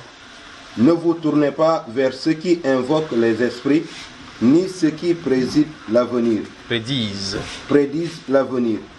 Ne les recherchez pas de peur que vous de vous souiller avec eux. Je suis l'Éternel. Je suis l'Éternel, votre Dieu. Chapitre 20 maintenant, verset 6. Le verset 6, il est écrit. Si une personne se tourne vers ceux qui invoquent les morts ou vers ceux qui prédisent l'avenir pour se prostituer avec eux, je tournerai ma face contre cette personne et je la retrancherai du milieu de son peuple. Là, nous nous trouvons dans le désert. Pendant que ces lois-ci sont données, n'est-ce pas? Ouais. Quand Dieu dit que si quelqu'un se tourne vers ceux qui évoquent les morts, il va retrancher cette personne-là du milieu de son peuple. C'est parce que le Seigneur sait que dans les pays dans lesquels les Juifs passaient, cette pratique était courante. Or, lorsque nous voyons le prophète Samuel, c'est plus de 500 ans après la sortie d'Israël, du pays d'Égypte, n'est-ce pas? Ça suppose que depuis le désert, Dieu les avertit déjà des pratiques qui se passent. Ça veut dire que le culte des morts n'est pas un culte d'aujourd'hui. C'est un culte qui s'est pratiqué. La véritable question, c'est comment quelqu'un qui est sorcier a pu appeler l'esprit d'un prophète. C'est ici le problème. C'est ça qu'il fallait poser comme question. Parce que je voulais prendre ça pour définir que si c'était pour les morts, ils appelaient déjà les morts. D'accord? Ils faisaient monter les esprits des morts. Mais Dieu interdisait ça pour le cas des croyants. Mais la question, c'est pourquoi avait-il fait monter Samuel? C'est Dieu qui l'a permis pour donner la prophétie à Samuel, à Saül. Donc, le livre de Samuel, où tu as appris ces choses dans le chapitre 28, parle, lorsque cette personne s'est montée, même la femme a frémi. Parce qu'elle a effrayé. Saül a dit que n'aie pas peur. Parce qu'elle s'est tournée, elle a dit que tu es Saül, pourquoi m'as-tu trompé? Il dit n'aie pas peur, femme. Rien t'arrivera de mal. Dis-moi ce que tu vois. Il dit je vois un Dieu qui monte de la terre. Il dit qui est-il? Enveloppé d'un manteau. Il dit qui est-il? Il a donné la description. Il a compris que c'était Samuel. Il s'est mis comme ça à genoux, il s'est prosterné. Et Samuel lui a dit pourquoi m'as-tu troublé? Pourquoi m'as-tu dérangé? Il dit que l'Éternel te traite comme je t'avais dit quand tu étais sur la terre. Pas vrai? Donc vous voyez qu'un prophète partout. Si vous êtes voleur, n'essayez pas d'aller célébrer la fête de Noël, que quand vous allez mourir, vous allez célébrer que la fête de l'Éternel. Ça ne marchera pas. Vous allez célébrer le Dieu soleil même là-bas. D'accord mon cher? Donc c'est Dieu qui a voulu pour qu'il vienne pour nous donner les enseignements aujourd'hui. Et le simple fait qu'il soit monté, c'est un très grand enseignement pour la compréhension de le destin, la destinée de ceux qui meurent en Christ Jésus. Ou est-ce que c'était avant Christ, ou est-ce que c'est après Christ? D'accord? Voilà. Des questions? Oui mon cher. En tant que chrétien, nous sommes appelés à une lutte perpétuelle avec nos ennemis, notamment les sorciers, et je suis bon m'exprimer sur les esprits. Oui. Méchants qui sont dans les lieux célestes, oui, comme les sirènes des eaux. Donc, dans un premier moment, j'aimerais que vous nous disiez en quelque sorte quels sont les conseils au travers de la Bible ou messages que vous pouvez nous véhiculer pour la lutte contre les sorciers et dans un moment aussi la sirène des eaux. Merci, c'est très bon. Très bon. J'ai apporté l'ordinateur aujourd'hui, je vais vous mettre les enseignements. Il y a un enseignement intitulé Tenir ferme. C'est le titre d'abord de l'enseignement Tenir ferme. Tu fais bien de le dire, nous sommes en territoire ennemi. Et Dieu nous apprend comment les tactiques de combat. Dans Ephésiens chapitre 6, il dit prenez toutes les armes de Dieu afin de pouvoir tenir ferme après avoir tout surmonté. Donc la première arme à prendre, en tant que chrétien, il faut que chacun soit revêtu de la puissance de l'autorité de Jésus. Si vous n'avez pas ça, tout ce que vous bavardez là, c'est pour vous. Donc il faut commencer par là. Ça veut dire que chacun doit vérifier dans sa relation qu'il soit dans l'intimité avec le Christ Jésus. Et que dans ce cas-là, qu'il sache que lorsqu'il va appeler Jésus, ce sera le vrai Jésus. Sinon, dans les moments difficiles, vous allez appeler, il ne me répondra pas. Donc ça veut dire qu'il faut que nos relations, s'il y a conseil à donner comme tu l'as demandé, s'il y a conseil à demander, ça veut dire que profilez vos rapports avec le Seigneur. Nettoyez, éloignez-vous et rapprochez-vous davantage du Seigneur Jésus. Comme mon grand frère avait dit, si vous avez goûté que le Seigneur est bon, vous voyez cela, approchez-vous de lui. Voilà ce qu'il en est. Parce que plus vous approchez de Jésus, plus sa sainteté vous couvre, plus sa puissance est vôtre, plus ses manifestations est vôtre, plus il pense au travers de vous et vous donne de connaître ce que l'ennemi a de penser. N'essayez pas d'abandonner Jésus pour dire qu'il m'avait étudié le Seigneur des eaux. Regarde bien, si Jésus est ici, tu dis que je m'avais étudié le Seigneur des eaux. Le Seigneur des eaux, c'est quoi? Tu es d'aller où, là, frère? Tu pars dans le royaume. Approchez plutôt de Jésus. Pendant que tu approches de Jésus, tu as une cause avec Jésus, lui il voit l'ennemi derrière toi. D'accord, frère? Des questions? Oui. Bon, quand vous développez sur l'origine de la fête de Noël, oui. Je n'ai pas saisi sur l'origine aussi de la fête de Pâques. La fête des Pâques? Ouais. La fête des Pâques. Ok, maintenant c'est bon. Pour les catholiques. Donnez-moi ce calendrier, s'il vous plaît. Le calendrier qui est debout là.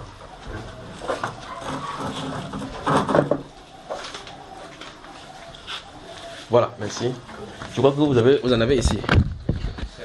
Dans ce calendrier, si vous voyez, c'est en août ici, ça c'est le calendrier de 2018. Vous voyez qu'en août, le 6 août, sur votre calendrier, c'est écrit transfiguration. Ouais. La transfiguration, c'est quoi? La transfiguration de Jésus, quand il était à la montagne. On a donné la date de ça. Hein? Non. Vous voyez le problème, n'est-ce pas? Vous voyez déjà le problème. Et c'est ici, quand tu vas naître, on va dire que, le jour, le 9 août, c'est amour. Si un enfant naît là-bas, quelqu'un prend le calendrier, cherche le nom. Au lieu de demander au Seigneur quel est le nom que tu veux qu'il donne pour l'enfant, il va chercher ce que les païens ont fait. Allons-y le 15 août. Le 15 août, voilà, 22, ils ont écrit Tabaski ici. C'est grave. Ou le 15 là. 15 ici, Assomption. L'Assomption signifie que Marie est montée avec son corps physique dans le ciel. C'est pas terrible ça, frère? Jésus a dit que personne n'est descendu du ciel, n'est monté au ciel, si ce n'est que celui qui est descendu. Le septembre, c'est septembre, Nativité, Notre-Dame. Vous voyez cela, n'est-ce pas? Oui. 25 décembre, Noël, la Nativité du Dieu Soleil. Ici, il s'agit du Dieu Soleil, donc le solstice d'hiver. Et là, vous voyez, effectivement, c'est le jour où les jours s'allongent avec le soleil. Je vais continuer avec quelque chose que vous voulez regarder ici. Oui, avril, là. Avril. Voici avril, Pâques. Regardez bien le 1er avril ici dans votre calendrier. Vous me prenez, passez entre vous. Vous avez vu, n'est-ce pas? Faites voir. Le 1er avril, c'est le dimanche qui est là-bas. Grave encore, il y a encore dimanche de Rameaux. Pas vrai? Dimanche de Rameaux. Vous posez la question, dimanche de Rameaux, ça veut dire quoi? Il dit que ce jour-là, chacun prend les rameaux. Il vient à l'église, on prie pour vous, vous allez mettre à la maison. Continuez comme ça. Les démons vont vous appuyer le cou. Faites passer. Regardez, vérifiez d'abord. Vous avez vu Pâques, n'est-ce pas? La façon que c'est écrit. Donc il n'y a pas de fête de rameaux dans la Sainte Écriture, il n'y en a pas. Vous lisez la Bible dit que les gens vont couper les branches des églises. En fait, même si on avait fêté ça, il n'y a aucune recommandation qu'on le fasse. Parce qu'on réitérera et on ne pourra jamais réitérer ce qui s'est passé. Continuez. Vous avez vu, n'est-ce pas? Faites passer dehors. Vous avez remarqué que Pâques est écrit comment? Avec S. Ça ne se trouve nulle part dans la Bible. C'est une autre fête qui avait lieu longtemps avant la Pâque juive. Ça vient des Celtes, du pays nordique. Donc, ça n'a rien à voir avec dans la Bible, la Pâque dont la Bible parle, la commémoration de notre Seigneur. Je crois qu'il y a un enseignement sur ça, la 7 fêtes chrétiennes. Je vais vous donner tout cela, vous allez écouter tout ça en détail là-dedans. Comment ça va se dérouler, quand ça va se dérouler. Pas selon le calendrier, selon le calendrier que vous venez de lire dans les Saintes Écritures. Où Dieu a dit, ce mois c'est pour vous, c'est le premier du mois de l'année. C'est-à-dire que Dieu a fixé son calendrier. À partir de là, maintenant, on peut donner. Parce que si vous prenez ce calendrier, c'est quand vous allez lire dans la Bible un temps, la moitié d'un temps et des temps, vous ne pourrez jamais compter. Vous voyez cela, n'est-ce pas? Parce que Dieu donne ses événements selon ses calendriers, pas selon votre calendrier. Et ce n'est pas à lui de se conformer à notre calendrier. C'est nous qui devons arrimer notre calendrier au sien. D'accord, frère? Oui. Donc, il y a un enseignement concernant cela. Et comme quelqu'un a posé la question, il y a un enseignement sur la radio que j'avais fait à la radio sur les festivités païennes, des 31 des 1er janvier. C'est là, vous allez avoir cela. Oui, mon cher. Par rapport à la fête de Pâques. Oui. Maintenant, comme nous savons que ce n'est pas au mois de décembre, oui. Que c'est le mois de. Normalement, c'est le mois de mars, le 14e jour. Oui, non, c'est pas le 14e jour du mois de mars, c'est pas dans ton calendrier. C'est le 14 Nissan. Ce 14 Nissan là fluctue dans notre calendrier à nous. Donc pour eux, chez eux, c'est fixé. C'est le 14 Nissan. c'est à toi de vérifier dans ton calendrier c'est à quoi correspond le 14 Nissan chaque année. D'accord? Et là, Dieu merci, maintenant vous avez les téléphones Android. Vous téléchargez le calendrier hébreu, vous téléchargez le calendrier hébreu sur votre Android, ça met automatiquement la date de l'hébreu et la date correspondant aujourd'hui. Donc, on ne peut pas dire que vous ne savez pas calculer. On ne vous demande pas de calculer. Vous regardez seulement le 14 Nissan. Là, dans le calendrier hébreu, nous sommes en année 5779, 76 ou 79 comme ça. Vous voyez? Donc, vous pouvez regarder les correspondances. D'accord, mon cher? Tapez calendrier hébreu au lieu de taper Zuma pour jouer le jeu de serpent. Tapez le calendrier hébreu. Vous regardez ce qui est ici. Maintenant, est-ce que nous devons faire cette fête? Quelle fête? La fête de Pâques. Mais c'est la fête de Pâques qu'on nous demande de faire, que Jésus a dit que faites ceci en mémoire de moi. C'est ça dont il est question. C'est la seule fête chrétienne. La Pentecôte. Quelle Pentecôte? On fait la Pentecôte. C'est quelle fête? C'est quelle fête? Tu es pentecôtiste, frère? Non. Les pentecôtistes sont ceux qui fêtent dehors. Ceux qui sont à l'intérieur attendent le Saint-Esprit. Donc la fête de Pentecôte, c'est pour les Juifs, pour célébrer la liberté. C'est après le 49e sabbat, la 50e veut dire. Maintenant, le 50e était le symbole du Saint-Esprit. Et de toute façon, même si tu veux cette fête de Pentecôte, il faut que tu commences par le sabbat. C'est pas ça, hein? Si. Bon, c'est un peu plus d'éclaircissement parce que si nous devons fêter, c'est bon. Oui. Donc nous sommes tenus maintenant de chercher pour voir la correspondance des calendriers. Maintenant, tu vois que quand tu veux fêter le 25 décembre, tu ne cherches plus, non? Parce que tu es habitué au 25 décembre. Maintenant, commence par chercher. À un moment donné, tu vas savoir automatiquement. D'accord? Mais est-ce que vous le fêtez? Fêter quoi? J'ai fait l'année dernière, nous avons fêté. Oui, l'année prochaine, cette année qui est arrivée, nous allons fêter encore le 14 Nissan. D'accord? Parce que Christ n'est pas mort chaque jour comme les catholiques font là. Ils le crucifient chaque jour. S'ils font le deuil, ils font ça. Ils font le mariage, ils font le baptême, ils font ça chaque dimanche, ils font chaque soir, ils font. Christ n'est pas mort chaque jour. En tout cas, ça montre clairement que ce sont eux les Romains qui ont crucifié Jésus. Donc ils s'attellent à ce que Christ ne se ressuscite pas. Des questions? Oui, mon frère. Qu'est-ce que vous pensez du film qu'on a joué sur Jésus, les représentations imagées? C'est qu'on ne savait même pas d'abord, c'est que... Non, ne t'inquiète pas. D'abord, le film sur Jésus de Nazareth, vous savez que la personne qui a joué le film à l'âge de 12 ans, c'était une fille. Mon Jésus n'est pas une fille. Continue comme ça. Mon Jésus se trouve dans la Bible. Non, laisse-moi le film de Hollywood. Des questions? Oui, mon frère. Je vais poser une question sur le mariage. Oui. Avant, est-ce que la dot, c'est un principe biblique? Il y a 6 enseignements là-bas sur le mariage. D'accord? Tu es déjà marié? Non, pas encore. C'est toi, avec toi, il avait parlé la dernière fois. Ouais, il a compris que je lui ai dit que est-ce que tu sais que tu dois te marier? Il dit que oui, il va te marier. Donc il cherche maintenant à voir s'il va doter. Il y a la dot est exactement comme la dîme. Vous savez, l'enseignement de la dot est exactement comme la dîme. La dot, la Bible ne parle pas de la dot qu'on doit doter n'importe qui. C'est pas l'enseignement biblique ça. D'accord mon frère? C'est choquant mais c'est la vérité. Concernant aussi... Tu as d'abord assimilé l'autre là hein? Ouais. Ok, va épouser ta femme alors je vais voir. Oui, pose la question. Concernant, est-ce que l'église marie ou ne marie pas? Marie qui? C'est-à-dire, si l'église célèbre le mariage... Mais la Bible déclare réjouissez-vous avec ceux qui se réjouissent. Il est notoire que si tu veux fêter, que tu veux célébrer ton mariage, que les frères fêtent avec toi, mais ce n'est pas le rôle de l'église de vous marier. Mais vous vous réjouissez seulement. On dit, quand tu as deuil, tout le monde pleure avec toi, non? Quand tu te maries aussi, tout le monde se réjouit. Quand l'enfant vient, tout le monde se réjouit. C'est la réjouissance entre frères. Mais personne n'a le droit de dire que je vous lis. Il n'y a pas d'écriture pour cela. D'accord, mon cher? Alors, dans ce sens, qui marie bon? Tu vois que le catholique a fait ton effet dans sa vie. Il a toujours ce désir-là que quelqu'un fasse quelque chose. Prends le temps, quand les enseignements qu'il veut laisser là-bas, suis première partie du mariage, deuxième partie, troisième. Prépare-toi parce que ça risque de te faire fuir. Il y a 6 parties sur le mariage. C'est quoi le mariage d'après la Bible? D'accord? Quand tu vas suivre, c'est un peu plus clair. Les 2 choses l'une, après avoir suivi ça, soit tu jettes ta Bible, ou bien tu te déposes tranquillement, tu regardes le dehors, tu dis que le dehors est mauvais. D'accord? Des questions? Oui, mon cher. Concernant ce que vous venez de dire. Toi-même, tu es marié? Non, pas encore. Ok, allons-y alors. Comprends votre souci. Ok, bon, je demande, comme il n'y a pas une célébration. Oui. D'accord. Mais on peut faire une prière de bénédiction. Non, je n'ai pas dit qu'il y a une célébration, qu'il n'y a pas une célébration. La célébration stipule une fête.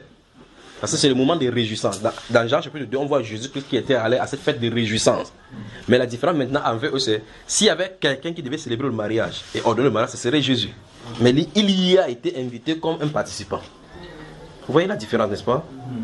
Je ne sais pas si vous comprenez ce que je viens de dire. Jésus est Dieu. S'il y avait un sacrificateur a béni le mariage, ça devrait être lui, dans ce mariage de Jean chapitre 2. Mais on l'a invité comme un simple invité, il était aussi parmi, il se réjouissait, ils ont bu jusqu'à ce que c'était fini, il a même multiplié encore, pas vrai?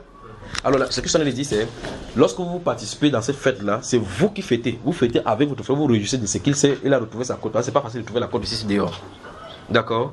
Mais ce que j'en ai dit, c'est, personne n'a le droit. Vous pouvez prendre un prédicateur qui se lève ce jour-là, il vous prêcher pour ceux qui sont invités, ainsi de suite. Mais on n'a pas le droit de dire, je te marie, parce que Jésus, la Bible déclare que c'est Dieu qui les joint. D'accord? C'est pas un homme qui joint quelqu'un sur la terre. Voilà. Des questions? Oui. Bon, maintenant, concernant la fête du Tabaski. Oui, encore, Tabaski. Oui. Tu as mangé le mouton, hein? Oui. Ouais, il a mangé. Ouais.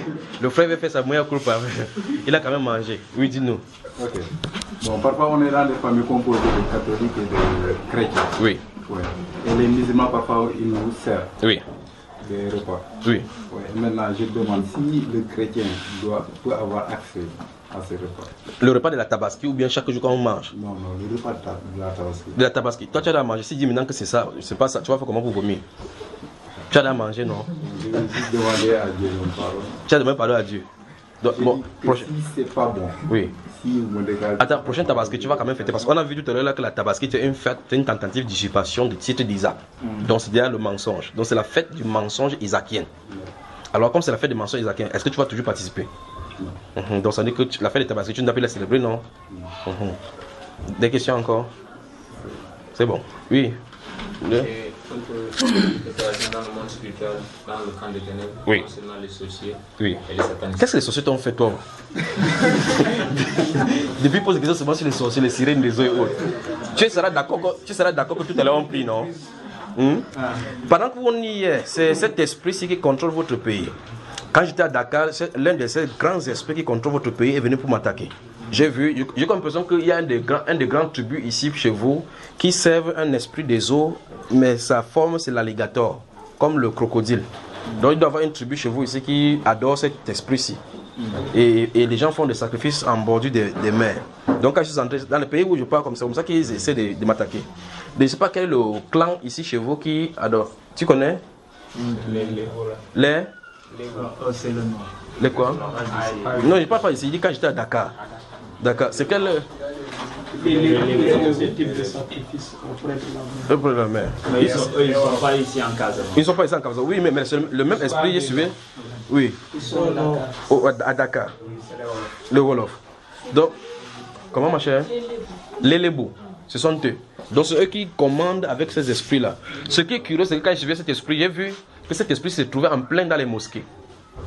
Donc, même les musulmans servent les esprits des eaux. C'est terrible. Mais donc, les esprits des eaux sont adaptés même avec le Coran. Et chez vous ici, donc, de ce côté-ci, il y a toujours les esprits des eaux, mais ceux-ci sont plus versés dans les persécutions avec les filles, utiliser les filles dans l'impudicité. C'est grave ici chez vous. Vous devez être vraiment armé. Donc, je comprends ton souci, d'accord, frère? Parle-nous donc. Pose-nous la question. C'est-à-dire, parce qu'il y a les satanistes quand même, c'est-à-dire c'est dans le problème de discernement entre une personne qui est dans le satanisme, sans pour autant être dans la sorcellerie. Oui. Ou est-ce qu'une personne qui est sataniste est forcément un sorcier? Parce que le sorcier, parce que moi, la manière dont je comprends les satanistes, souvent il le faut, par exemple, c'est une personne qui, par exemple, veut que pour de l'argent. Donc, il est obligé pour satisfaire ses enfants parce qu'il n'a pas le choix, il travaille mais il n'a pas eu. Donc pour avoir un boulot, pour percer dans le monde des affaires, donc il part faire des affaires. Bon, je te pose une question. Oui. Le sorcier c'est qui? Le sorcier il fait que détruire. Non, arrêtons d'abord. Le sorcier c'est qui? Le sorcier, il sait qui? Diable. Ok. Le franc-maçon c'est qui? Satan. L'église catholique c'est qui? Tous sont des sorciers. Tu vois, chacun a son niveau. C'est ça le problème. Parce que dès que tu contredis la parole de Dieu, tu es du côté du diable. Il n'y a que la vérité et le mensonge. Et si tu contredis la vérité, tu te trouves où? Dans le mensonge. Et qui est le père du mensonge? Alors ça veut dire que tu commences à contredire la vérité de la Bible. Ton père, c'est le diable. C'est compris, frère? Mais c'est niveau par niveau. Niveau par niveau.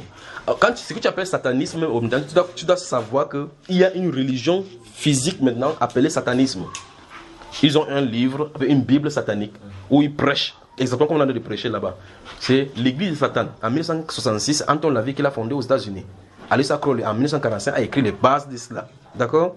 Et donc, il y a l'église satanique aux États-Unis qui commence à divulguer même ses livres dans les écoles. On doit enseigner le satanisme dans l'école. Que Satan, c'est un bon être qui a enseigné à Ève à comment s'habiller. Ça enseigne dans l'école aux États-Unis. Quand vous venez dans l'église, ils font des sacrifices en disant, comme vous dites, Ave Maria, et ils disent Ave Satanas. On est mal barré, mon cher. Donc, c'est satanisme, c'est niveau par niveau. La sorcellerie, c'est également aussi niveau par niveau. Celui que vous appelez marabout, c'est un sorcier. Un autre problème ici, chez vous, ici, c'est le maraboutisme. Les gens sont, c'est comme si vous mangez seulement les médicaments là, des sorcelleries. Vous mangez seulement, c'est à peine même que les pasteurs eux-mêmes ont ça aussi. Parce que les pasteurs prêchent Jésus, ils ne croient même pas à Jésus, ils partent se protéger chez les marabouts. C'est terrible ici chez vous. Il faut la délivrance seulement. L'autre là, tu as demandé que je répète maintenant. L'autre là, il demande que je répète. Donc je dirais qu'ici, vous êtes empreint avec l'esprit de maraboutisme. Il y a des fausses croyances qu'on mélange avec le christianisme. C'est-à-dire que les gens, comme celui-ci par exemple, il vient à l'église dimanche, et puis l'autre jour encore, il est chez les marabouts. Le pasteur lui-même est comme ça, il a sa protection. Ils ont les choses qu'ils ont attachées. Comment? Il y a beaucoup. Il y a beaucoup. Et quand vous faites comme ça, comment vous faites pour les combattre alors? Donc souvenez-vous qu'il y a beaucoup de pasteurs ici qui sont des agents sataniques. Voilà. Des questions, oui. Il n'y aurait pas une branche dans le camp de l'ennemi concernant les vampires, les gens qui cherchent? Non, il ne parle pas de branches. À partir du moment où on a compris que la Bible, si tu n'es pas du côté de la Bible, tu es du côté de Satan. On ne veut pas savoir de quel côté tu es. Quand tu es déjà de ce côté-là, si tu peux être franc-maçon, philosophe et autres là-bas, ramifie comme tu peux ramifier, mais tu es quand même du côté de Satan. Mais la seule chose c'est, si tu es croyant en Christ Jésus-Christ, c'est la Bible qui te conditionne. Si tu n'es pas, tu es forcément sur Satan. Oui. Bon, c'est à propos des vidéos. Oui. Voilà, où il y a des images de vampires et autres. Oui. Est-ce que c'est conseillé de... Éphésiens chapitre 4, prenez.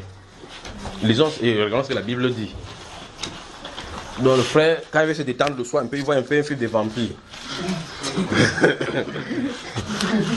De noter Éphésiens chapitre 4, il voit Dracula qui fait... Après pour aller en pisser, comment on a dit que va m'accompagner dehors. Vous voyez quels sont les buts de ces choses-là, n'est-ce pas? Ça c'est pour vous entraîner les gens qui sont sur la terre. Lorsque les Dracula vont se manifester sur la terre, que les gens croient que c'est le jeu. C'est pour ça qu'ils ont inventé un fête qu'on appelle Halloween. Halloween, et les catholiques appellent ça la fête des Toussaints. En fait, ce sont les tout impurs, c'est pas les Toussaints. Et puis, durant ces fêtes, les gens se masquent avec la culture des morts. Ils sortent, ils se font. Et pourtant, dans ces fêtes-là, les vampires sortent pour faire effectivement cela. Dans Éphésiens chapitre 4, lis-nous à partir du verset 17 jusqu'au verset 23. Allons-y. Éphésiens 4, à partir du verset 17. Voici donc ce que je dis et ce que je déclare dans le Seigneur. C'est que vous ne devez plus marcher comme les païens qui marchent selon la vanité de leurs pensées. Ils ont l'intelligence obscurcie. Oui. Ils sont étrangers à la vie de Dieu. Oui. À cause de l'ignorance qui est en eux. Alors je pose la question, ces films-là, qui les tourne? Les païens ou bien les chrétiens? C'est les païens. Donc l'intelligence comment? Obscurcie. Donc ça veut dire que si c'est l'obscurité, qui règne sur leur intelligence? Qui inspire donc ces films? Donc tu viens t'asseoir pour te regarder ce que le diable a inspiré. En fait, pour te nourrir. Oui mon cher. Parce que j'ai discuté avec un frère. Bon, il disait peut-être c'est en regardant que tu es inspiré quoi. Donc ça veut dire que ça et qui t'inspire donc?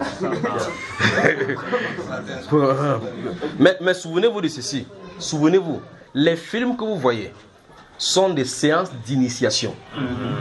Les Tintins sont des séances d'initiation. Donc c'est pour initier. Donc tu deviens satanique sans t'en rendre compte. Subtement tu commences à rêver comment tu voles.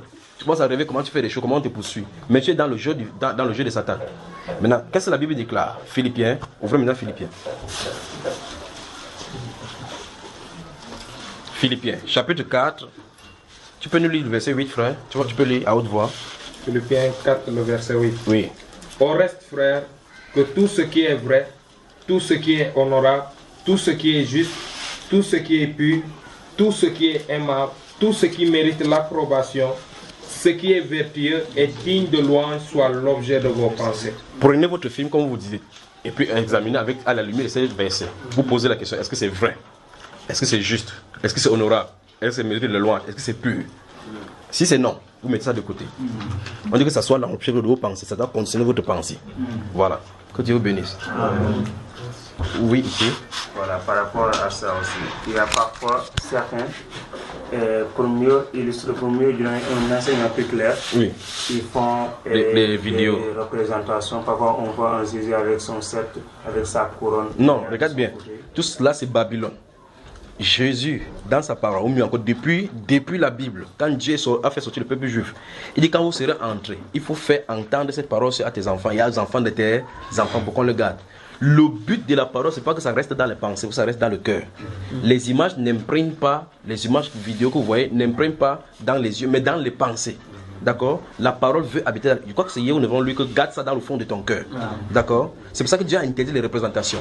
Sinon, vous allez rester sur la forme imagée. Dieu veut la vertu de la parole. Tu as compris, frère? C'est pour ça que les films de Jésus de Nazareth sont anti-Jésus-Christ. Voilà. Des questions, oui, prends. Vous pouvez nous faire la différence entre onction satanique et onction. Il y a maintenant les enseignements, parce que ça, au moins, c'est 4 heures de temps d'enseignement. Parce que pour qu'il te fasse la différence entre cela, il faut qu'on commence par le Saint-Esprit. On parle des différentes manifestations des songes. Donc, il y a un enseignement là-bas, les songes sataniques. Et comment avoir les révélations vraies. Vous allez avoir ça. Il y a au moins 1000 enseignements là-bas que je vais vous donner. Donc, vous allez seulement regarder les titres et vous en sortir. Des questions? Oui. Un chrétien vivant dans les dénominations, est-ce que tu peux être enlevé le Dieu de la... Tu vis quoi dans la dénomination? Comment est-ce que tu vas vivre? Tu vis là-bas? C'est là que tu dors, frère? Dans les dénominations. Comment? Si tu es dans les dénominations. Je te pose la question. C'est un chrétien qui vit chez les francs-maçons. Est-ce que si l'enlèvement vient, il va être enlevé? Non. Comment? Chez les francs-maçons. Et maintenant, si cette dénomination aussi est inspirée par les francs-maçons, est-ce qu'il va être enlevé? Non. Est-ce que le chrétien doit vivre dans les dénominations alors? Voilà. Vous avez des questions? Si, oui. Moi, je voudrais savoir si le chrétien doit célébrer le mariage civil. Le mariage civil. Oui, mais attends. Là, maintenant, ça dépend de toi. Si tu ne veux pas célébrer le mariage civil, il n'y a pas de problème. Le jour où il y aura des problèmes, tu vas savoir qu'il faudrait l'acte de mariage. D'accord? Il n'est pas recommandé les Saintes Écritures nulle part de le faire. Mais si tu le fais, tu ne pêches pas. Parce que Jésus, à un moment donné, il voulait payer les impôts. Il a dit que qui paye les impôts? On a dit que ce sont les étrangers. Il dit, comme ils ont considéré que je suis étranger. Donc, allez, va prêcher de poisson, tu le payes cela. Il n'a pas le droit de payer, mais il a payé. Il a dit, on rendait à César ce qui est à César. L'autorité civile veut qu'on ait vous appelez les diplômes de mariage là. Il faut le faire. Par exemple, si tu voyages à l'étranger et tu veux faire venir ta femme, il va falloir que tu aies un document pour certifier que c'est ta femme. Ça, ce n'est pas le péché. D'accord? Mais ce n'est pas l'acte de mariage qui certifie que vous êtes marié devant Dieu. Pour commencer. D'accord? Voilà. Et donc maintenant, si quelqu'un n'a pas l'acte de mariage, ça ne veut pas dire qu'il est marié. Vous pouvez avoir deux personnes. Une des personnes qui a l'acte de mariage, l'autre qui n'a pas l'acte de mariage. La personne qui a l'acte de mariage devant Dieu n'est même pas mariée. Alors que celui qui n'a pas l'acte de mariage est marié. Parce que si je pose cette question, oui. Nous ici au Sénégal, le jour du mariage civil, on demande au monsieur de donner 3 000 francs à la femme comme dot. Qui ça? À la mairie. Bon, si je donne 3 000 francs, ça fait quoi? Non, parce que tout à l'heure, je vous ai entendu parler de la dot. Oui, mais attends, si tu veux aller te marier de façon civile, fais ce que ça dit. Si tu donnes ça, ça ne te fait absolument rien. D'accord? Mais le principe de la dot n'est pas biblique. Le principe de la dot n'est pas biblique parce que la dot a été donnée pour compensation pour la femme violée, la fille vierge violée. C'est à ça à quoi réfère la dot. D'accord? Voilà. S'ils appellent ça dot, des questions? Donc ça veut dire que ta femme coûte 3 000. Et les filles là, attendez, si on vous donne 3 000, ne prenez pas, hein. C'est 3 000 francs qu'on donne, hein. Le minimum, c'est 3 000. Ah, donc ça veut dire que tu donnes 3 000 pour ta femme. Toi-même, tu peux donner 3 000 pour ta femme. À la mairie. Bon, ok, maintenant. Avant de ok. De donner 3 000 à la femme. Et la femme va faire quoi avec? Ok. Bon, ok. Ça veut dire que si tu vas te marier, toi, tu vas donner combien? Moi. Oui. Tu as donné plus de 3 000. Il y a ta fiancée ici au milieu.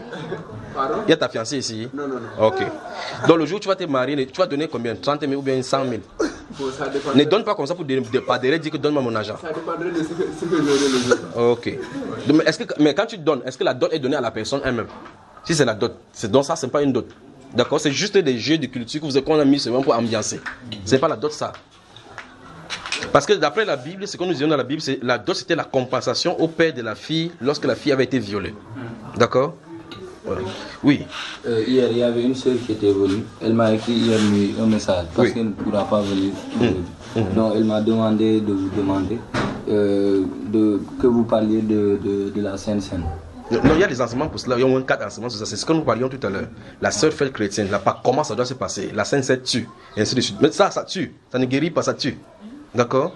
Vous faites la Sainte Seine, vous faites pas mal. Vous faites mal. Ça vous crée des problèmes. D'accord? Les handicaps, les maladies, ça donne les maladies, mais ça ne guérit pas. Voilà. Donc, dis-lui qu'il y a des enseignements pour ça. Tu vas donc lui donner, d'accord? Oui, mon frère. Maintenant, le jour du mariage, oui. Est-ce qu'on peut inviter un frère pour partager c'est ce qui est dit ici. Puisque moi-même, on m'invite souvent dans les mariages de prêcher. Et vous savez, quand on m'invite dans les mariages, les gens ont déjà cette idée-là. Et je fais tout pour casser cette idée. Quand les prêches dans les mariages, les gens ils s'attendent à ce que je finisse. Ils disent, mettez l'oreiller ici. Apportez vos bagues. Je sanctifie vos bagues. Je ne fais pas ces choses comme ça là. Quand je prêche, à un moment donné, il me voit en train de partir seulement en parlant. Comme je suis en train de partir, il m'en seulement m'asseoir. Quand il finit m'asseoir là-bas, chacun regarde comme ça. C'est fini, c'est fini. Oui, c'est fini. Maintenant, pour les mariés, oui. On prie pour eux ou bien. Pourquoi tu veux toujours ça, frère? Pourquoi tu pries pour eux que quoi? Pour leur bénédiction. C'est toi qui vas bénir le mariage? Non, mais les frères peuvent. Le jour où Dieu a institué le mariage, il a déjà béni ceux qui entreront dans le mariage. Regardez, dans Ephésiens chapitre 1, le verset 3, la Bible déclare: béni soit Dieu, le Père de notre Seigneur Jésus-Christ, qui nous a bénis. Où est-ce là? Qui nous a bénis de toutes sortes de bénédictions spirituelles dans les lieux célestes en Christ. Quand tu n'étais pas encore en Christ, tu étais quand même déjà béni en lui. Quand tu entres en Christ, tu viens pour prendre la bénédiction, tu entres dans la bénédiction. C'est ainsi aussi du mariage. La Bible déclare que Dieu a béni le mariage. Il a béni le mariage. C'est pour ça que le mariage engage Dieu et les deux personnes qui sont mariées. D'accord? C'est parce que tu vas dire que non, que Dieu te bénisse, qu'il va faire qu'il soit béni. La personne est automatiquement bénie du fait qu'il est entré dans le projet de Dieu. Du fait qu'il est entré dans le projet de Dieu, il est béni. De la même façon, du fait que tu sois chrétien, il n'y a plus de malédiction pour toi. Voilà. C'est pas parce que tu vas être chrétien, on va dire que non, sois béni, que tu sois béni. C'est automatiquement un décret. Irrévocable. Voilà. D'accord, mon frère? Donc, si vous vous ennuyez le jour là, prie comme tu peux prier. Des questions? Si il n'y a pas de questions, vous laissez 5 minutes et puis on avance. Dès qu'on vient, il ne prend plus de questions, j'entre là-dedans, ici. Pour au moins une fois, il va falloir que je joue au moins ma Bible devant vous, pas vrai? Depuis au moins 2 jours, je n'ai pas touché à cette Bible-ci. Donc cette fois-ci, il veut ouvrir, on va lire ensemble. Alors, tout à l'heure, 5 minutes.